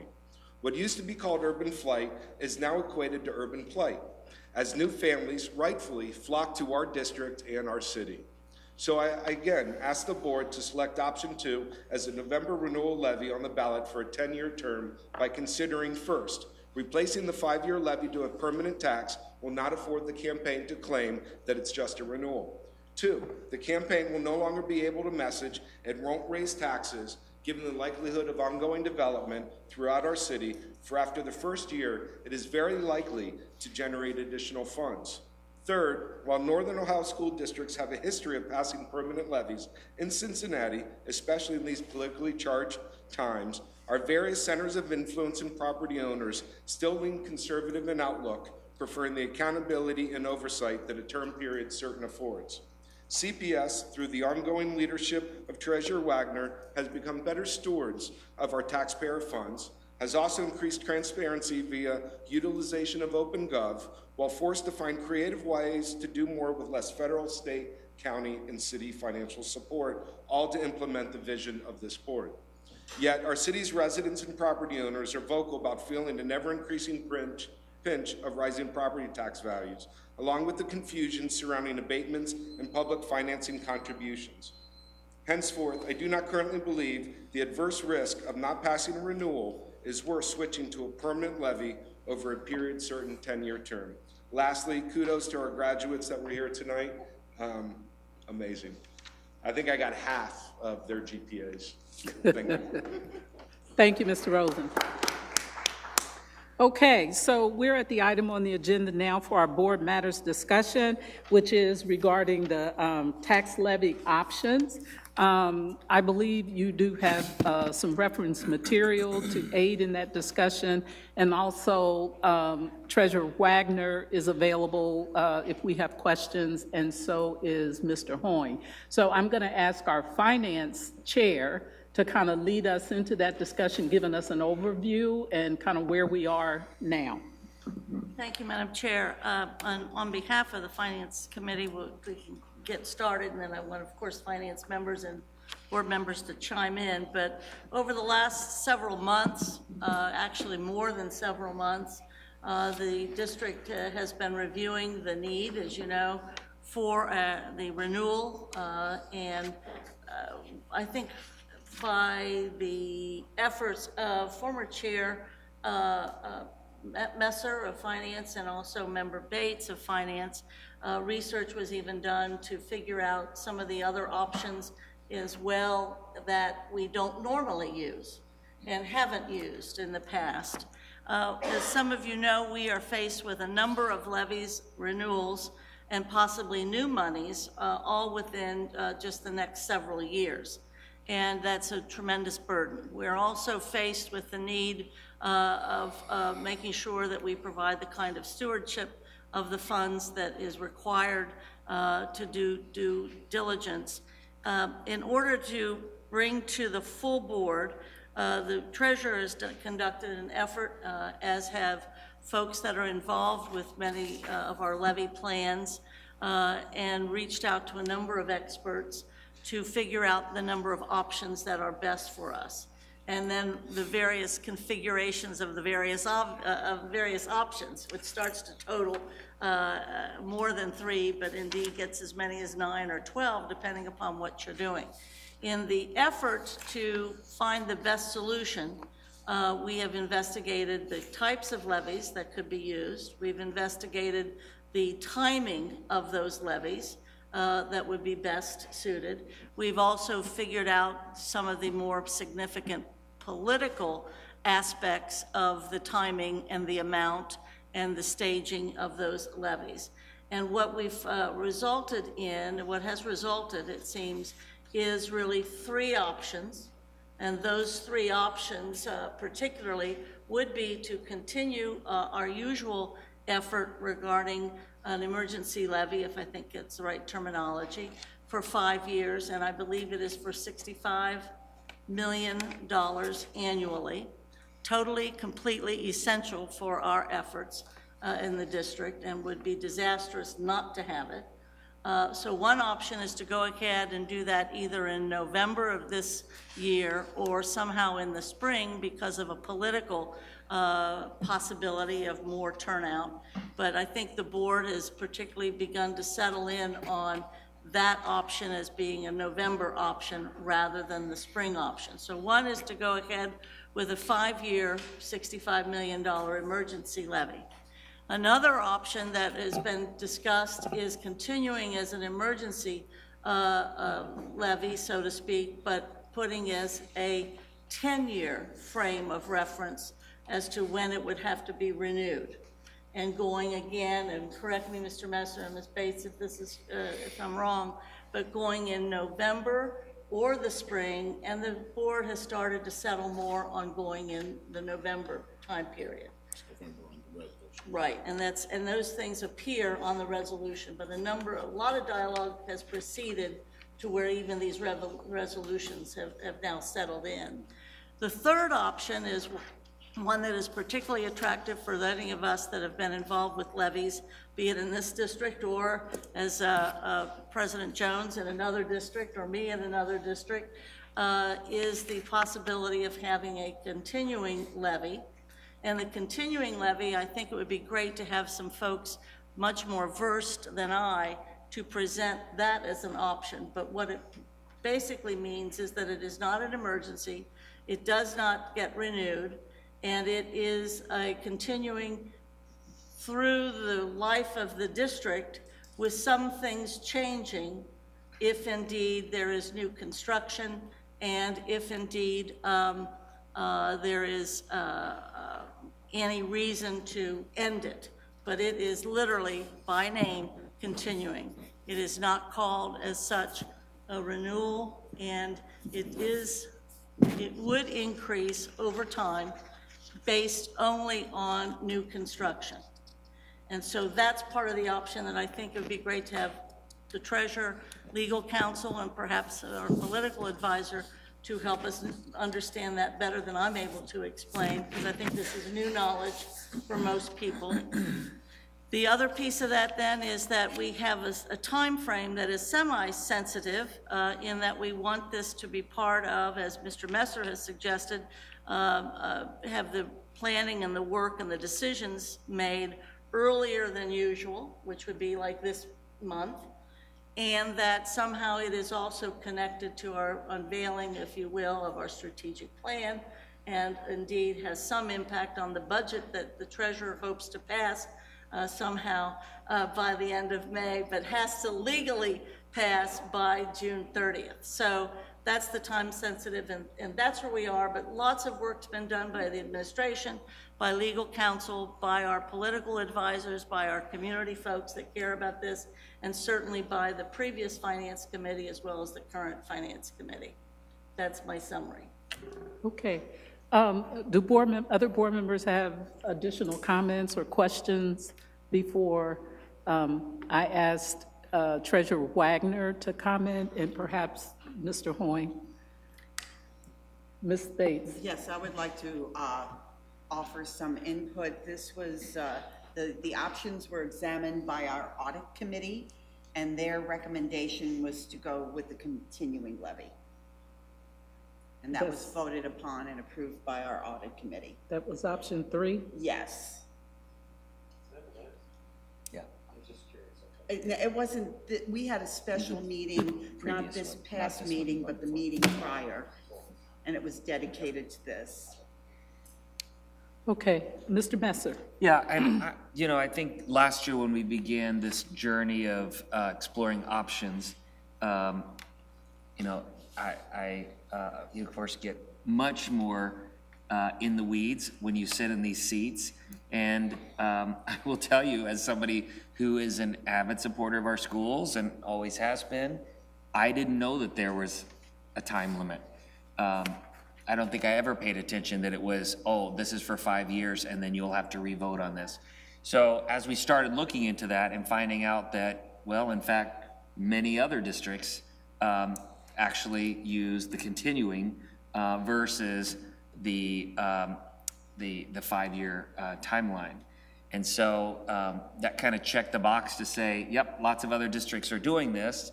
Obviously it's worked and has passed. And so I decided to just kind of do my informal market research. I've yet to find a single person that is in my circle at parties or whatever when I brought this up that could tell me if our levies had a duration and what that was. And I think there is a public, maybe not everywhere, but I think a big portion of our population assumes when you vote for a levy, that's for the schools. Of course, when they come back and then, that should trigger something. But I think it's standard practice, as we found through the research that was brought into the Finance Committee last year. Okay, Mr. Hoying? Just as he's approaching the podium, my question tonight is, what is, for Finance Committee primarily, are you guys wanting us to make a decision about which one of these options we're selecting tonight? And I'm trying to consider the timing piece in June. I know we have the first reading. I know we have first reading of these 3 resolutions, but the 3 resolutions represent 3 options, right? Correct? We will not be passing all of those resolutions, but my question is, are you looking for a decision tonight specifically on which option, which will guide us to which one of these resolution comes forward at our next meeting? From my perspective on the Finance Committee, I think tonight's first reading effort is to be able to give consideration to all 3 and to see if there is any one of them that would be good to eliminate because there's not necessarily interest. I don't think we should, at first blush and first opportunity of seeing these 3, necessarily decide tonight, but we should be voting, I would think, at either the next meeting, which I believe is May 15th, which is, I think, sort of where the president was thinking in terms of at least this first reading tonight. I think it would be great for us to have a lot of discussion and get the expertise information tonight to begin to, again, maybe get it down to, I hate to make it sound like we're on what is it, House TV or something where they have three from which they get to choose and you get rid of one. And I hate to minimize it that way, but I think that would be helpful because I know we want to do this business in public. We do not want to do this business outside the purview of the public. So that's the reasoning to come with all three, maybe narrow it to two, be able to have those kinds of discussions and further focus on which of the two so that we are able to vote in May. Okay. Yes, Mr. Messer? Yeah, I think the only thing I didn't say, my only hesitation with the continuing is I sure wish this was the presidential primary or even the presidential election year. I think in that particular election year, I think our supporters will be out in droves, those people who support public education. And I think it's a wild card in an election that we have this year, which is an unknown. We've never had an election without city council members also on the ballot as they went to the 4-year term the last time. So I think it's a little unknown. You can't say, well, 4 years ago, this population turned out, and so therefore we can surmise that it would pass. So that is one hesitation, I will say, is just the year of this election being an unknown and a new election really for the city of Cincinnati. And then the piece that, as we've got experts at the podium, I think, we should all be very clear that we're out of buildings and classrooms and buildings across the districts are full, which is a really great problem to have. So I'm very interested in the piece that I wasn't maybe aware of, which is the part that talked about the construction. So I'd love to know a little bit more of how that works, because I'm sure, voters are gonna ask that question and not want a blank check. Okay, Mr. Hoying, can you help sort of clarify these options, given what you've heard the board members discuss at this point? Sure. So option 1 and 2 as presented to you are renewal levies of the emergency levy that was passed in 2014. So it's a $65 million emergency levy that is renewed. And it can be renewed for a period of 5 years, which it's currently on for, or it can be renewed for a period of 10 years. That's options 1 and 2. Option 3 is slightly different. It's under a different statute of the Ohio Revised Code 5705.199, which gives the board the option of taking an existing levy and turning it into a substitute levy. And that's what it's titled, a substitute levy, not a renewal. And that can be up to for a continuing period of time. And so if there's an interest in extending the levy to a continuing period of time, that's really the option that you have is to substitute or to ask for a substitute levy. The other difference with a substitute levy is that whereas an emergency levy is for a specific sum of money, in this case $65,178,000, a fixed sum is what we refer to those levies as. A substitute levy is still for a fixed sum. In the year 1 of the levy, it will be $65 million, and the county auditor will calculate the millage to generate that amount. But the difference with a substitute levy is that for future years, new construction is taxed additionally. So whatever that millage was the year before, that millage is applied to new construction to generate $65 million plus that millage on the new construction. So suppose, just for the purposes of discussion, that generates $70 million in year 2. So the millage in year 3 will be the millage necessary to generate $70 million plus that millage from the year before taxing the new construction. Does that make sense? So it grows only with the new construction. Any questions on that, or is that clear?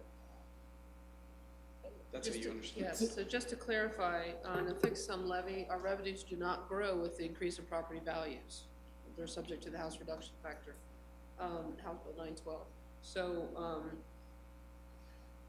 the continuing levy is an opportunity to grow revenues. While it will not increase the individual homeowner who's already subject to the fixed sum levy, it is just with new construction costs.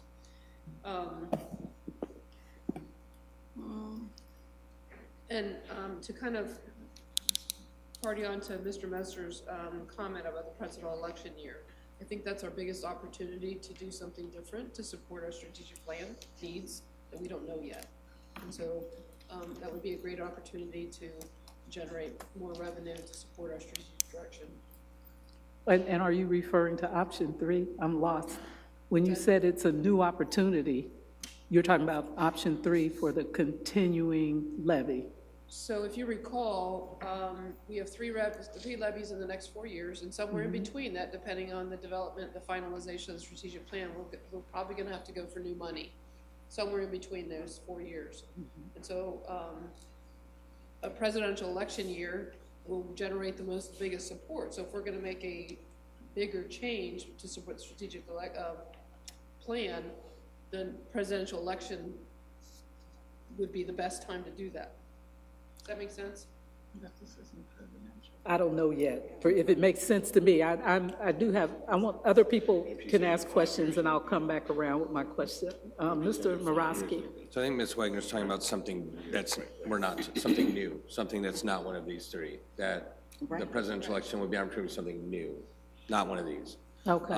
My question was, that I think I have a comment. When we talk about new construction, are we talking about all new construction that's theoretically not abated or exempted? For example, all new construction, residential, commercial, everything?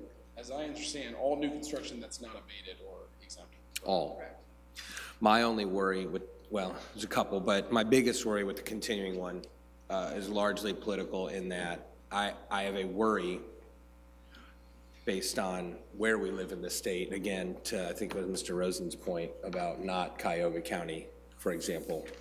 I just worry that a continuing levy could hurt all of our levies going, I could just see it popping up constantly that will they get, because people don't understand this stuff, to your point, Mr. Messer, people don't necessarily understand how we're funded, and I worry about that.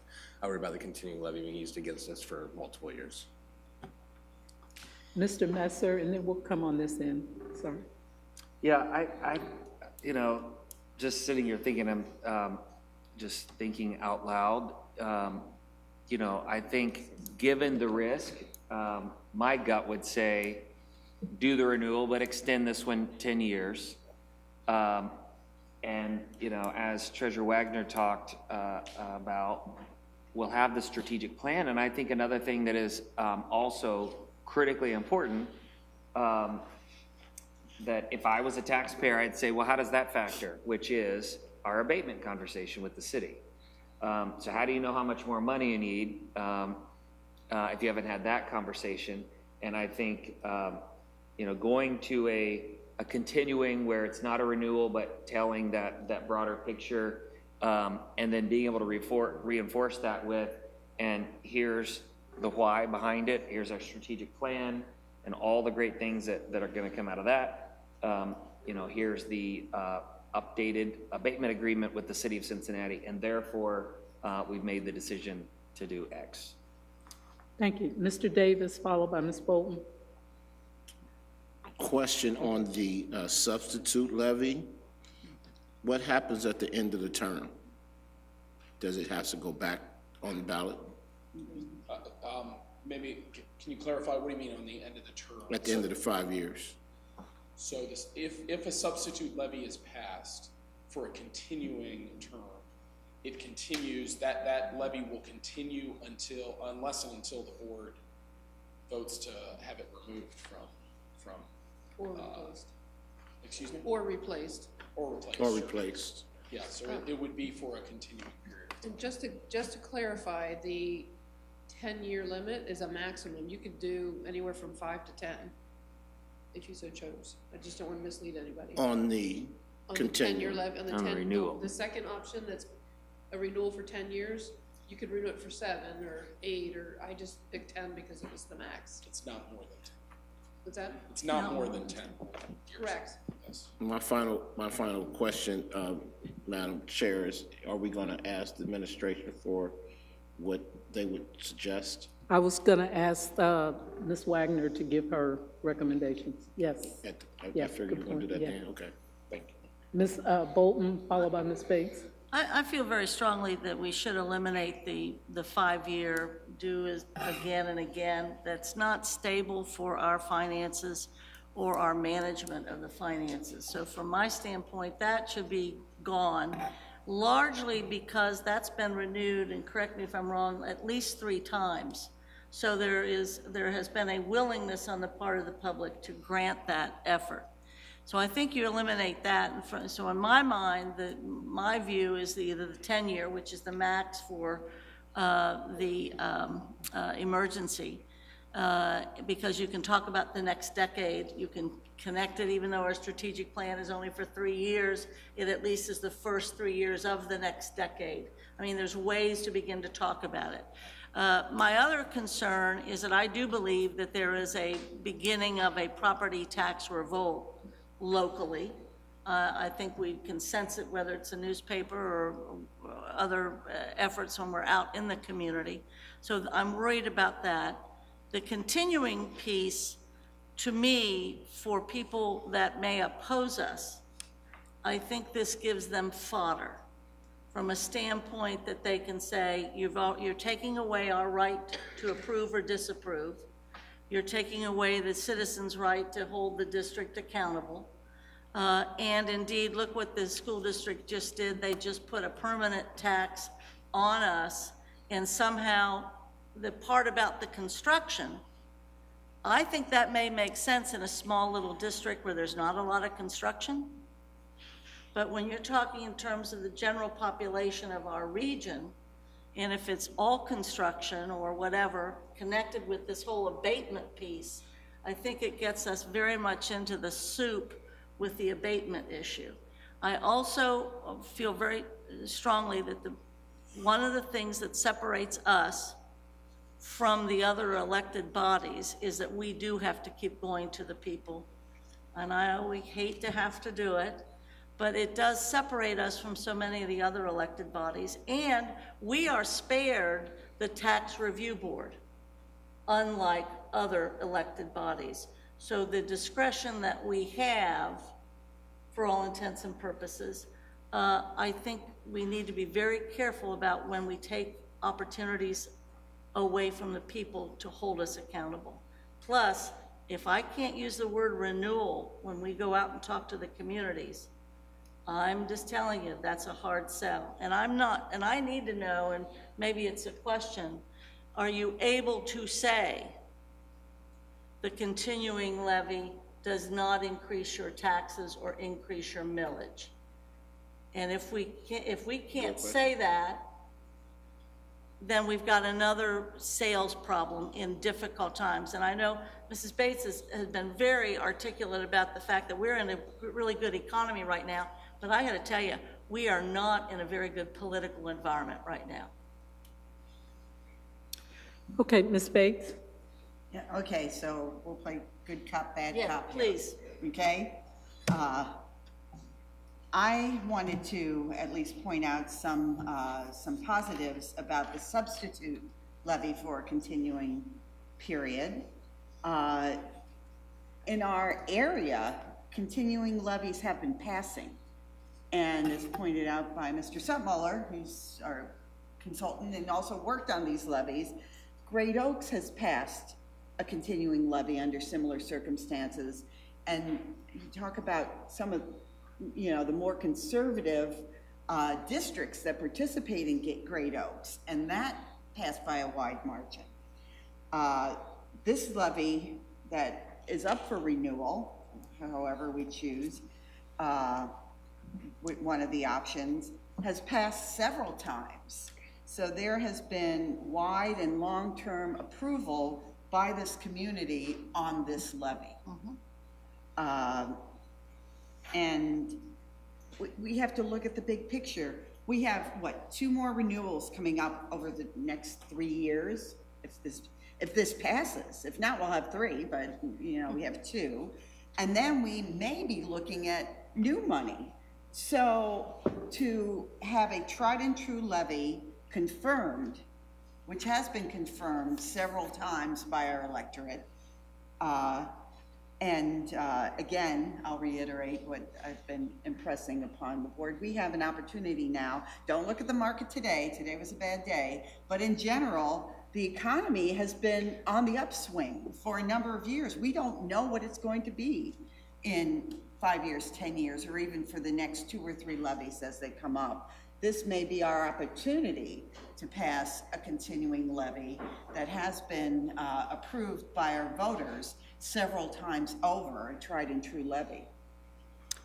Okay, you got another comment before? Just a real quick comment in answer to that. I think part of the attraction of the 10-year is not just the fact that I think it can be part of the whole strategic plan presentation about the next decade, but I think it also eliminates that 5-year of having to renew this 65, let's say in November, having to renew it again in 5 years. So it does take away at least one of those things.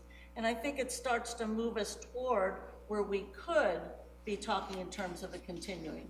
But I think at this time in this environment, and I think we are best served by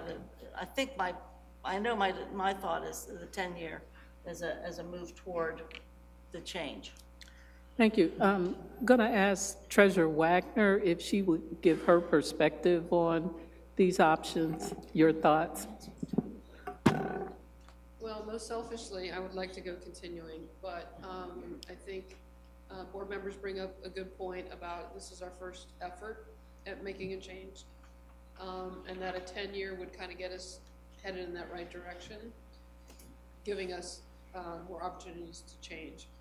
You also have other opportunities with the next renewal to do a combination or an increase or do some kind of a change. So this isn't our one and only opportunity. It's just the first one I've been able to convince you to talk about. My preference is continuing, but I'd be okay with the 10-year as well. Okay. Mr. Hoying, was there anything else that you wanted to add? Ms. Bolton? The questions, are we able to say in the PR, this is a renewal if we go with the continuing or the substitute? And are we able to say it will, over the life of this levy, it will not raise your taxes? So, and your comment caused me to think I should be very, or more specific in my comments. The option 3 substitute levy, the ballot language will be a substitute. It won't be renewal. So how that's been sold, in terms of a political strategy in other districts, I don't know. I'm happy to look into it or talk to Jens or someone else. So I don't know whether other districts have said, this, because certainly it is renewing. It won't raise taxes for year 1. It won't raise taxes presumably at all, because again, it's only on new construction. But I can look into the politics of it. The ballot language is what I was referring to when I said it's not a renewal levy, it's a substitute levy.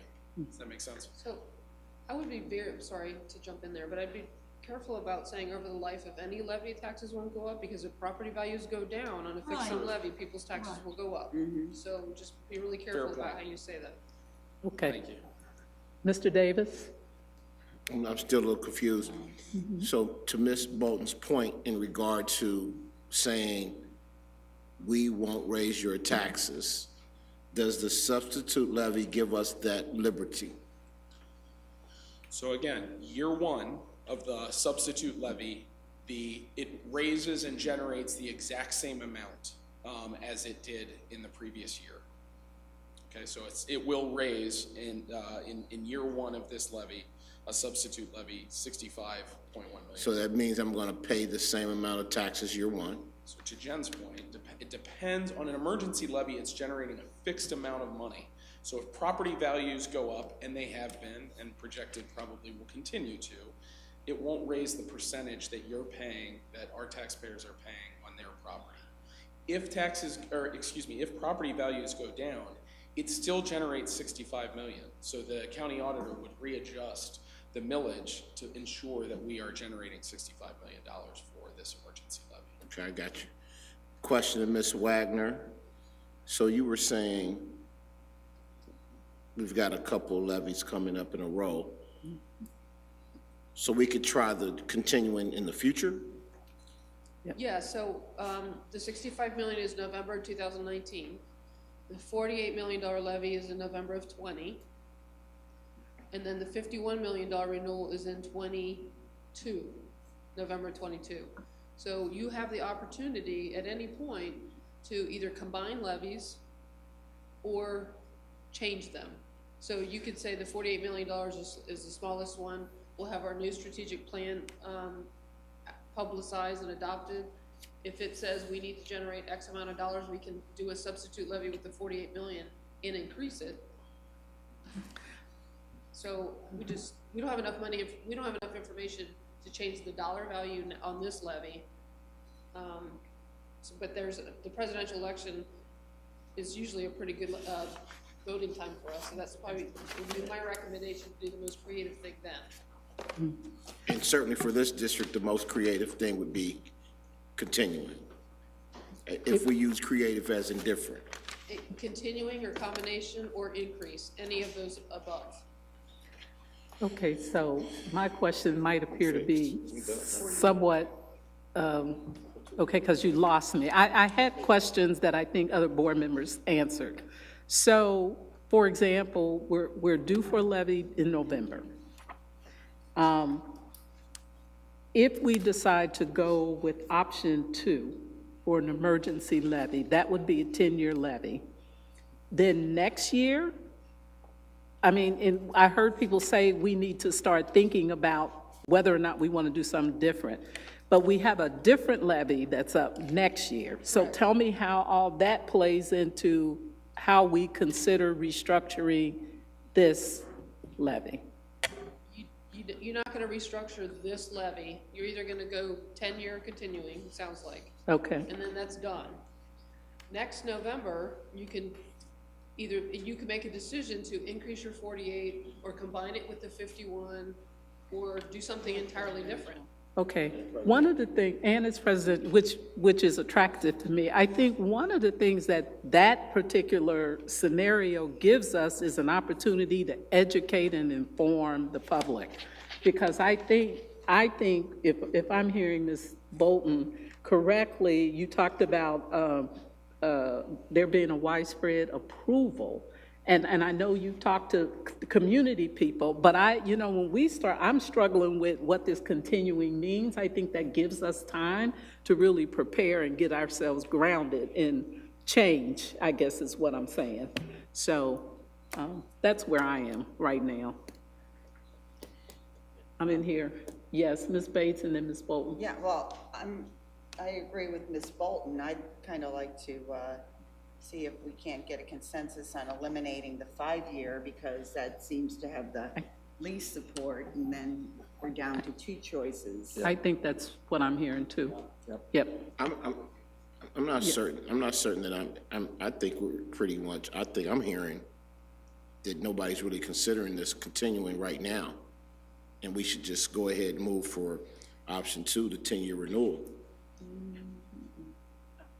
Only Melanie shaking her head, but I mean, I don't know that what Ms. Jones's point was, I thought was tremendous in that the time, and then if we're talking about a presidential year presenting us the most opportunity to be creative, then that would be next year, not this year. I think the balance is set in itself, and I don't know why we continue to hold something over if there is a way to move forward so we can get working on it. It's either 2 or 3. I definitely understand that. But why not just go for 2? Okay, Ms. Bolton? Help me out with this, if we could. The next one after this is the 48 million, which is also about preschool promise. So it's one that would be normal to go to the community and have that evaluation as to how well or how we've worked or gotten things done. It's also a smaller amount. I think going to the 10-year is a huge change for our public. And I think it's something that could be sold. to them because of the previous passage. But I like the idea of doing something even a bit more daring in a presidential year when our folks are going to be voting in larger numbers, I think, than we're going to see when it's only the school board elections, the two different ones actually, as well as the village outlying areas having their elected officials and the municipal court stuff elections. So turnout makes a difference to me, and creativity, if we're able to take this step of 10 years, I just think that maybe the continuing at this time is a bridge too far of a change compared to the 10 easing us into where we all need to be, is in a continuing. But this may not be the year to do that. I think, Ms. Bates, go ahead. To Mr. Davis's point, we shouldn't vote today. We have not had, we're presenting it today as a first reading, and people have not yet had the opportunity to absorb this and come to us with their testimony. I don't want, in transparency and in allowing the community their input, I certainly want to wait until the next meeting at the least, even if we eliminate one. And I haven't eliminated the continuing, but I know that I've heard more, at least the Finance Committee has heard more, and myself, because I've been involved in at least one administrative meeting, I've heard more information about the continuing levy that other board members have not, that I would like them to hear. That's my sentiment exactly. It's like I don't feel like I know enough about the impact of this continuing levy over time, considering that we have all these in-between levies. You know, issue 44 comes up next year, and then what other levies we have. So I don't feel like we know enough. I like the idea of I think we have to educate our public about this, and give them a chance to give us feedback about it. But I like the idea that it is a shift. It is a shift, and I think that's hard for us to grapple with. But I would want to know this information, more information about what it means in the long run, you know, so the impact of that. But I am hearing people say that option number one is not, and Mr. Davis, let me finish. I'm hearing that folks are saying option number one may not be what we're moving toward. So I'll leave my comment at that, Mr. Davis. Well, I just think if we're going to wait to hear from more information from the public, then we should leave all the options on the table. Okay. We can't do that, absolutely. We can't do one thing and not the other. Right. It's just not fair. Okay. So if we're in agreement with that, I think that, so we have these resolutions that are here for the first reading, and we will present those. But I think discussing what our next steps are for this, if we want opportunity to present this to the public, what would that look like? Is it at our next board meeting? Do we want to do a different meeting? It's up to the board, the will of the board, what we want to do. Can I ask a timeline question? When do we have to Good question. have this decided? Because it sounds like there is some consensus. I'm with Mr. Davis, quite frankly, but I also think that we should wait till Ms. Bowers has time to ingest some of this as well. Right. Which is the main thing that's stopping me from jumping on with Mr. Davis and saying, let's just, we're leaning toward one thing. But what will really impact, and I'm fully in favor of the tenure, and I'm also fully in favor of being creative or trying something innovative in the presidential year. That being said, what is the timeline? We haven't talked about that. When does this have to be decided? Like given the Board of Elections, like signed, sealed, delivered? Ms. Wagner? Or I don't have my timeline directly in front of me, but it's about mid-June. You have to pass 2 resolutions. The first one being stating the need for the levy. Then we send that off to the county auditor, and he does the ballot language and calculates the millage, and then you pass the second levy to move forward, the second resolution to move forward. And if memory serves me correctly, it's mid-June, and the second one has to be 100 days before Election Day, which makes it like end of July. Okay. Yes, Ms. Bolton? To me, I think we need to do these things earlier than we've done in the past. And we've waited too long, too late to start levy campaigns that currently have virtually no balance of money and what have you.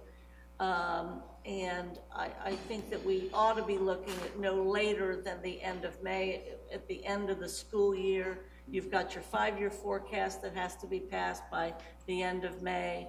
It would be reasonable to do all those things together so it looks like we actually plan things.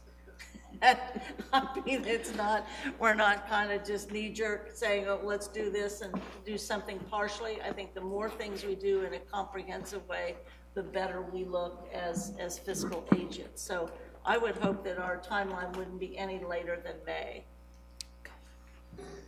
I'm not quite sure what our meeting schedule looks like. We have one more meeting in May. May 15th? I think it's May 20th. And May 20th. Sounds Okay, good to me. so May 20th might be a good time for us to say, let's make a decision, right? But in between there, I think what we want to do is have a more robust conversation and make sure that we give time to a full discussion of these options, right? Okay. Madam President, Yes. is the May 20th on the treasurer's calendar that you gave to us, is that also the 5-year forecast vote? And the budget. And the budget. And the budget. Well, yeah, And the strategic. I know it has to be, no. We're going to be here all night. That's an 8:30 meeting. It's not. Oh, it's at 8:30. I'm sure it'll be the 5-year forecast, and I find it interesting that we still think it's going to be the budget. Okay. Ms. Bates? Yes, and if I believe we do need more information, especially around the continuing levy. I would suggest, since all of us kind of have, May 16th carved out for a committee meeting, that we dedicate our finance committee meeting from 4 to 6 to this discussion. I'm gonna be gone at 4 o'clock. I got task graduation. Oh. Yeah, we're hitting the graduation schedule, and we don't have a lot of time. And I do know that part of that agenda for finance is the transportation thing, because we didn't do it last month because they were very much busy with all the other things we were demanding of the transportation department. Well, what are we doing on the 15th for our regular board meeting? Good question. Well, that's what I thought when we talked about the next meeting. I thought that's where we could be discussing this. And then We could. On the 20th. Actually, I think we do have time on the 15th. We could have this discussion, dedicate our time to a full discussion. And here. then that way you roll this decision in with the 5-year forecast and allegedly the budget. Now, does anybody, off the top, I'm looking at our staff, do we know what time that board meeting is on the 15th? 8:30. 8:30. So that's not the most convenient for the community if we wanted to put it on the agenda and ask for community feedback. We tell them early enough. I'm sorry? I think if we inform the community early enough. Okay. And the 20th That works is for an me. 8:30 meeting too. I hate 8:30. Okay, that's okay. May 15th, 8:30 it is. All right. Thank you. All right.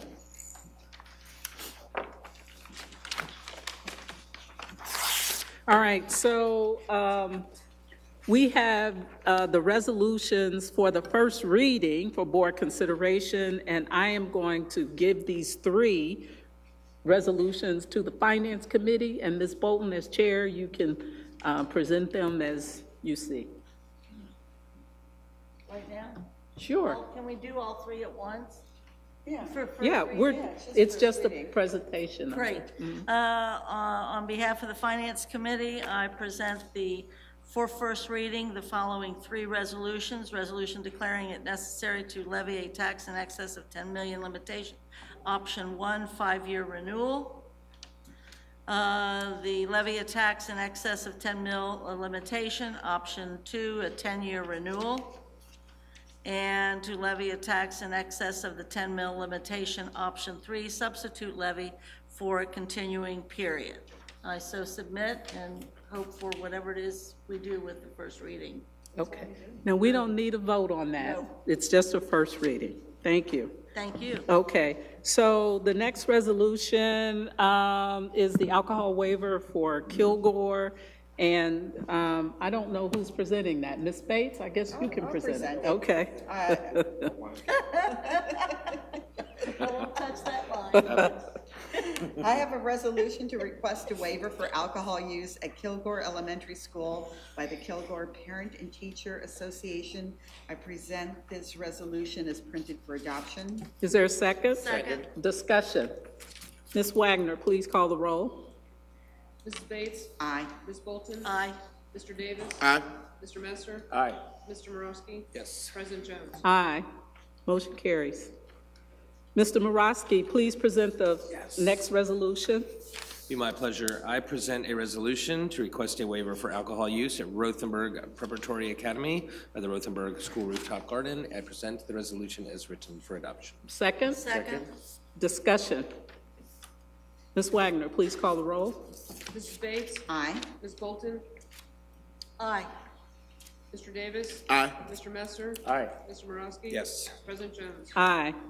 Motion carries. Resolution's approved. Here you go. Okay, the Finance Committee is sponsoring the next resolution. Ms. Bolton is chair. Can you please present this resolution with your members? Thank you very much. And our members and I will present Cincinnati Public Schools, a resolution supporting the repeal of Ohio House Bill 70 and stopping the state takeover of locally controlled school districts.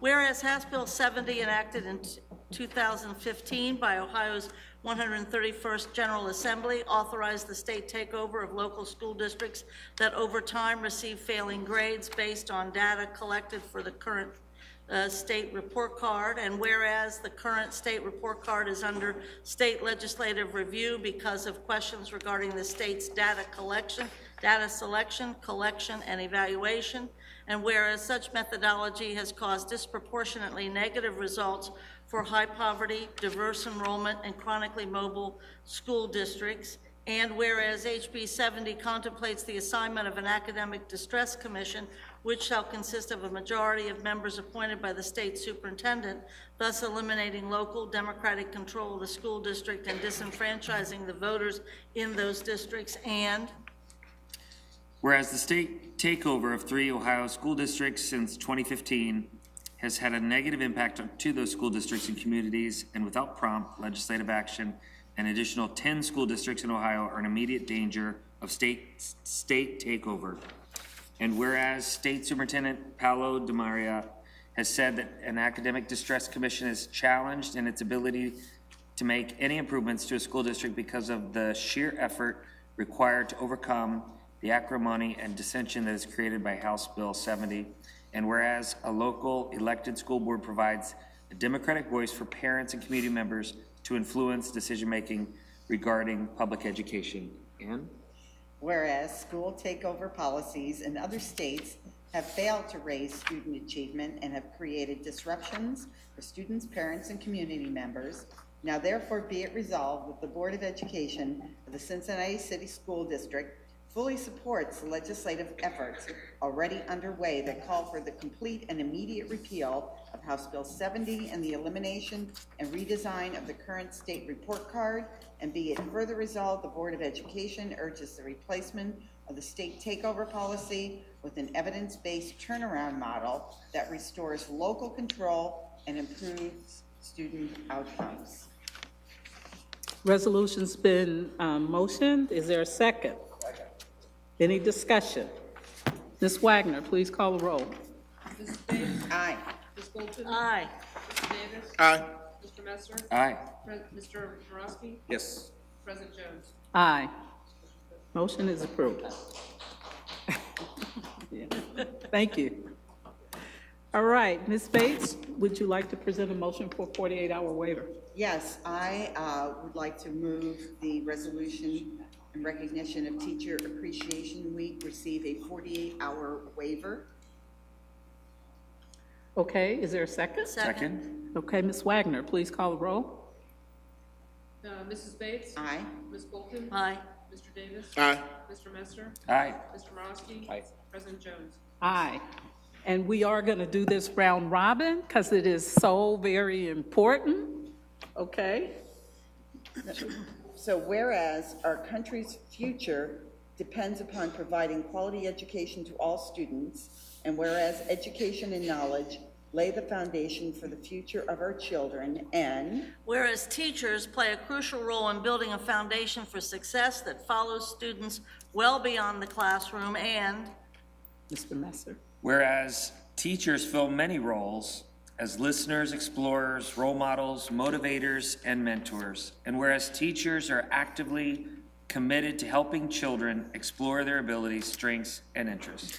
Whereas teachers mold future citizens through guidance and education, and whereas teachers consistently demonstrate their ability and commitment to students through their willingness to give their time, energy, talents, and ideals, and whereas our community recognizes and supports its teachers in educating the children of this community. Now, therefore, be it resolved that the Cincinnati Board of Education proclaims May 5th through 11th, 2019 to be Teacher Appreciation Week, and be it further resolved that the Cincinnati Board of Education strongly encourages all members of our community to join with it in personally expressing appreciation to our teachers for their dedication and devotion to their work. I submit this resolution on behalf of the Board of Education. and I second that. Okay. Any discussion? Ms. Wagner, please call the roll. Mrs. Bates? Aye. Ms. Bolton? aye. Mr. Davis? Aye. Mr. Messer? Aye. Mr. Morosky? President Jones? Aye. Thank you. Thank you for all our teachers. Superintendent Mitchell, do you have a report? I have a very brief video, and I think our students say it best, especially as we talk about Teacher Appreciation Week.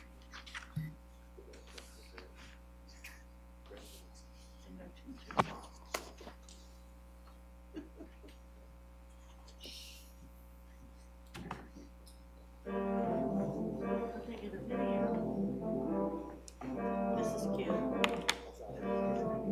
I gotta get that shirt. I need that shirt.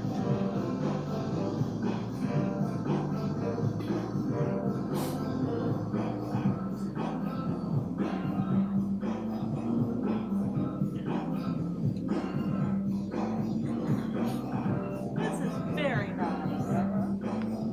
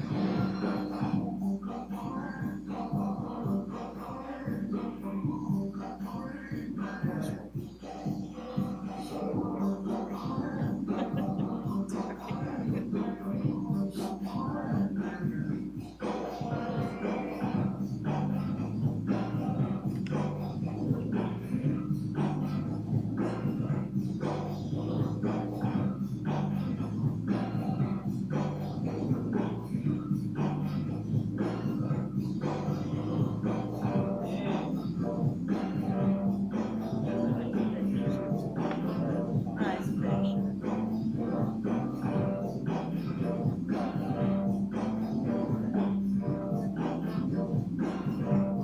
It's fun to watch it now that we've got the I kids. know, yeah. This is the one that, Finished early. yeah, okay.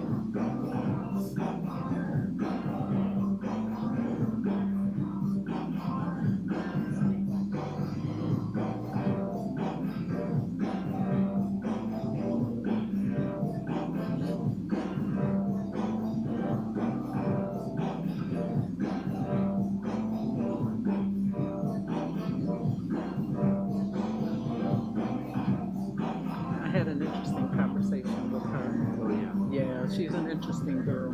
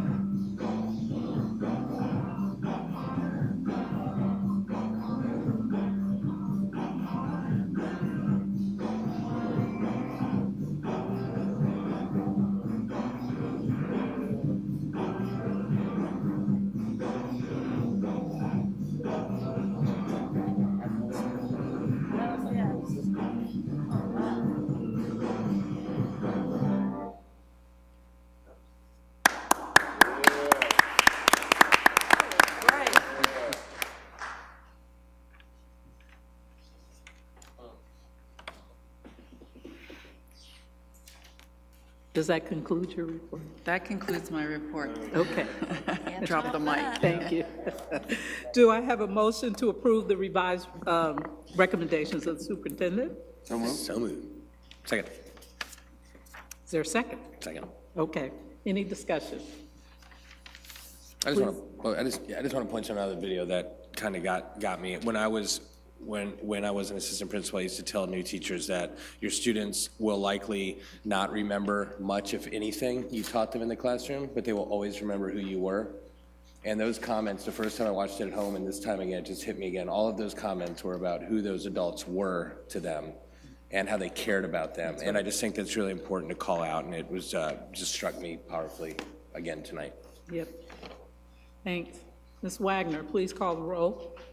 I had one. I'm sorry, Mr. Davis. I just wanted to congratulate Ms. Murphy. I know she stayed around, and Ms. Murphy and I grew up in church together, and I'm so very proud of you, and really, really, really admire your leadership in the Woodward's gain, this district's loss. God bless you.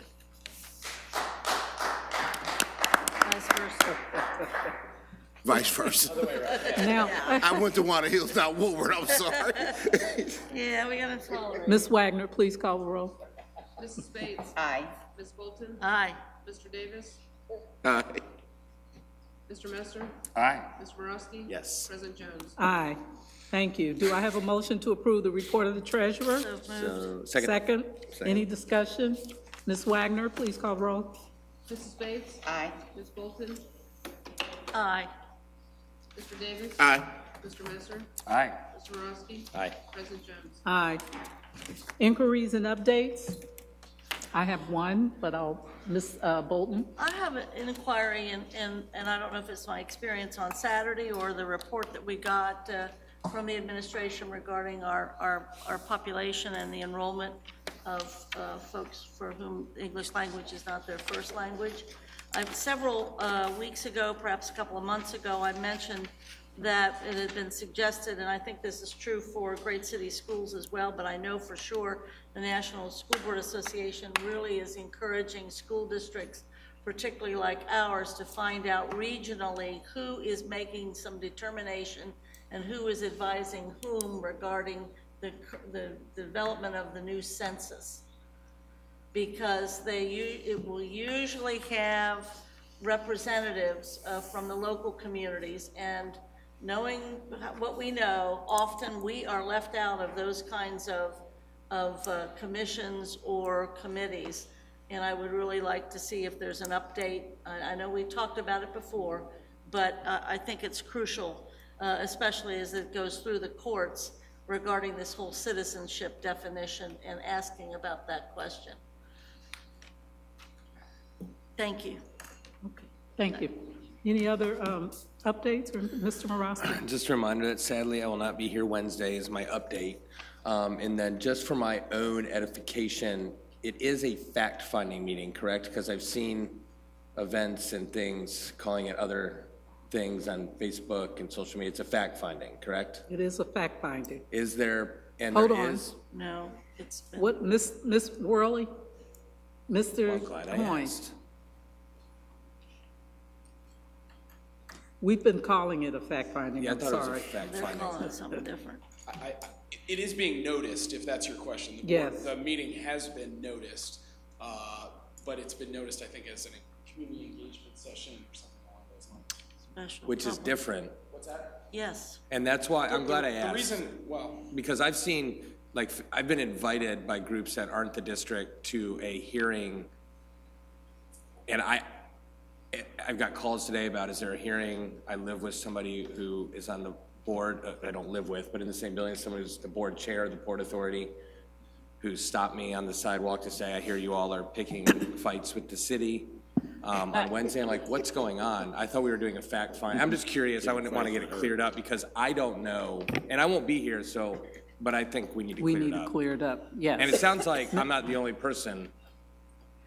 so there are certain groups that have been invited to make a statement or to speak or to give information to the board, but it's open to the public for, Who was invited? I think the Port Authority, the city was invited, Is anybody coming the union was, to present? I'm sorry, Is anybody, are any of those people coming to present? Port Authority confirmed. I just heard today they didn't want anything to do with it. Okay, well, they may have left a message or something like that. I was given a list from the Finance Committee of individuals to invite to the meeting and ask for specific presentations. We've gone through that list, and it's also included several groups and stakeholders that aren't just kind of the usual suspects, if you will. Some of those individuals, we indicated it might be helpful for them to give a little bit longer presentation, similar to the presentation that Mr. Hoying and Ms. Wagner have given before, and we're given that opportunity. You know, it's very difficult to say who is the city, right? So we have asked it to see both from the city council perspective, the city manager's office, and the mayor's office as well, to make sure that they were aware that the board intended to hold this meeting. Okay. Initially, we called this meeting fact-finding, but as you guys well know, fact-finding has a specific meaning under the Ohio Revised Code, which my esteemed colleague can discuss further. And so, for the ability for you to have ability to talk about it and also to have a hearing in the public, we changed that name to be a hearing. Yep. Special meeting. Dan can speak to all those particulars on. And I don't have any problem with any of that. I think the more people we hear from, the better. I feel like there are a number of folks who have different agendas for this meeting. I, up until just this moment, thought it was a fact-finding meeting. I don't know about anybody else. So was I the only person that thought it was a fact-finding? Well, if I can comment on it, in my mind, and when I originally began to have conversation after the Finance Committee meeting met, it was always an engagement session. And based on the structure of the meeting, was my understanding, and based on the structure of the meeting, we intended to allow the public, as part of hearing of the public, to ask questions and give information as we did board members. Okay. Same opportunity. I heard the term fact-finding from Ms. Bolton. That's where I heard it from. And I wasn't quite sure whether it was fact-finding and engagement, but it started out as, in my opinion, as an engagement session. I don't know that it makes any difference, in my opinion. Ms. Bolton? I think it started as a fact-finding because we weren't necessarily interested in having us deliberate in front of the public what our strategy might be regarding these negotiations, that we wanted to get input from the community, whoever that may be, to help form our thoughts about the strategy and what we would be asking for. So I think it started as a fact-finding. It sounds like it's evolved into a special public because it wasn't regularly scheduled, but we've noticed it to attract as many people as possible. So I think if we're careful not to necessarily be terribly revealing about where some of our thoughts are, I think it'd be useful to have as many people give us advice as possible, from as large a range of folks as possible. And I'll tell you, if people don't come, especially after they've been invited, well, we can say that too. I mean, we're trying to engage the public on this issue. So however we call it. Yeah. And my only point was it needed to be noticed. Yes, and exactly. I think everyone was in agreement with Right. that. Yes, no Right. problem. Yes, Ms. Bates. And it's my impression that this is not a meeting where we're going to be deliberating. No. Exactly. It was never that.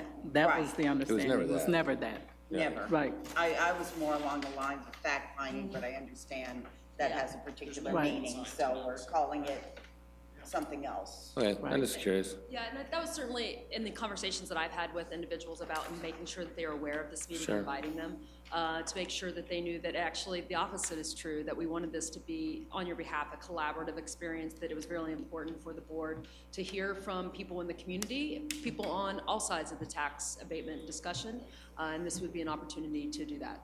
Cool. Yeah. Okay. Thank you. All right. Any other, I do have just an update on the, trying to schedule the collaborative meeting with Cincinnati Preschool Promise. The original date of the 13th, as you all know, was not convenient. Father Graham countered with an offer of sometime between May 21st and 23rd, but in the evening, that's when we start our graduations. So again, trying to figure out the best time. If we have a meeting on the 20th at 8:30, we might want to offer that. Otherwise, we need to wait and schedule the meeting after our graduation season is over, which will be going into the first part of June. And I'm good with that as well. I am good. I'm good with that, and I think we should try to get as early in June as possible, because Treasurer Wagner, is the CPP fiscal year, is that the same as ours, the June 30? That's correct. So I think the earlier we can get it in Absolutely. June, the better. That's the intent, is to get it scheduled as soon as possible. Okay, just wanted you to know. Thank you. All right. Any other updates? Okay, assignments? Yes, Ms. Bates. Yes, I have a couple. I would like to assign to the policy committee a review of the policy report regarding the reporting of incidents of violence in our schools, particularly towards teachers, because we've been hearing about teacher assaults, confirmed, assaults, but to get a better picture of how they're handled and to perhaps take a look at tightening up the policy, I think it would be a good idea for our policy committee to take a look at that. Receive recommendations from our administrations on that. So if we can assign that to policy with the assistance of our administration to come prepared with some recommendations at our next policy committee meeting.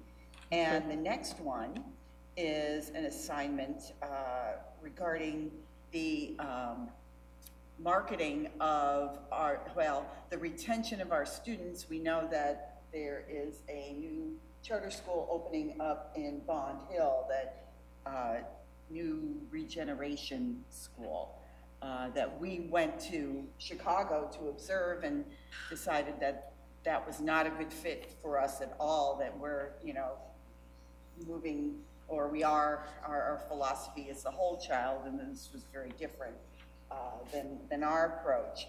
And they're being very aggressive in their marketing, holding, barbecues and festivals and the like with their signups. So I wanted to assign to administration a strategy of retention of these students, to take a look at what they're offering that may be different than what we're offering. I know they're offering a longer school day, but we certainly have our community learning centers that offer before and after school learning, that kind, or before and after school services, that kind of thing, so that we can retain our students in our schools. Thank you. Mr. Messer? Yeah, and I think just to be very specific about what I think some of their approach is, I was told by one of the community preschool providers that they have been present doing in-services at every single one of the preschool providers. It's brilliant. And, you know, I think I mentioned actually to Lauren, you know, about some of this grassroots work where we can have people, you know, we've got people that are tapped, but is there another group of community people that we could hire to do some of this grassroots educational work and outreach, setting up tables so that when preschool parents drop their children off, they're right there handing off the information. And, you know, they didn't say this specifically, but she said, never did it come up that they were part of Cincinnati Public. It was an option in their neighborhood. So, you know, I think there's some opportunity for us to do some clarification there, and perhaps some direct marketing by mail to all those registered preschool families. Thank you. Ms. Bolton?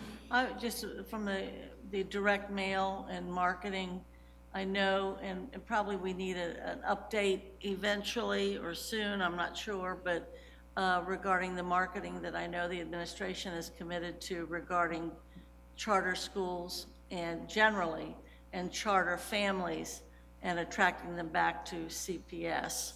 So I know that that's been in the works, and it'd be great to have a, you know, even just a written report as to what the plan is. Okay. Madam Chair? Yes, Mr. Davis. And can we not stop at charters?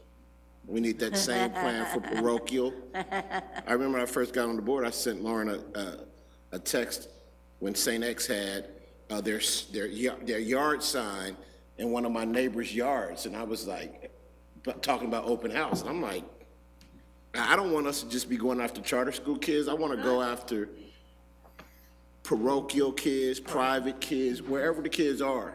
Yep. They should be in Cincinnati Public Schools, receiving what I believe is the best education. Come home to CPS, baby. Come home to CPS. Okay. Thank you. Good addition. Okay. Any other assignments? Okay, having no other business before us, I declare the meeting adjourned. I like that. It goes marketing everywhere, guys. You go into like these Peter Parrish and just start dancing. Yeah. Come home to see you. Yeah, come on home. Come on home. It's 9:30. Good meeting, guys.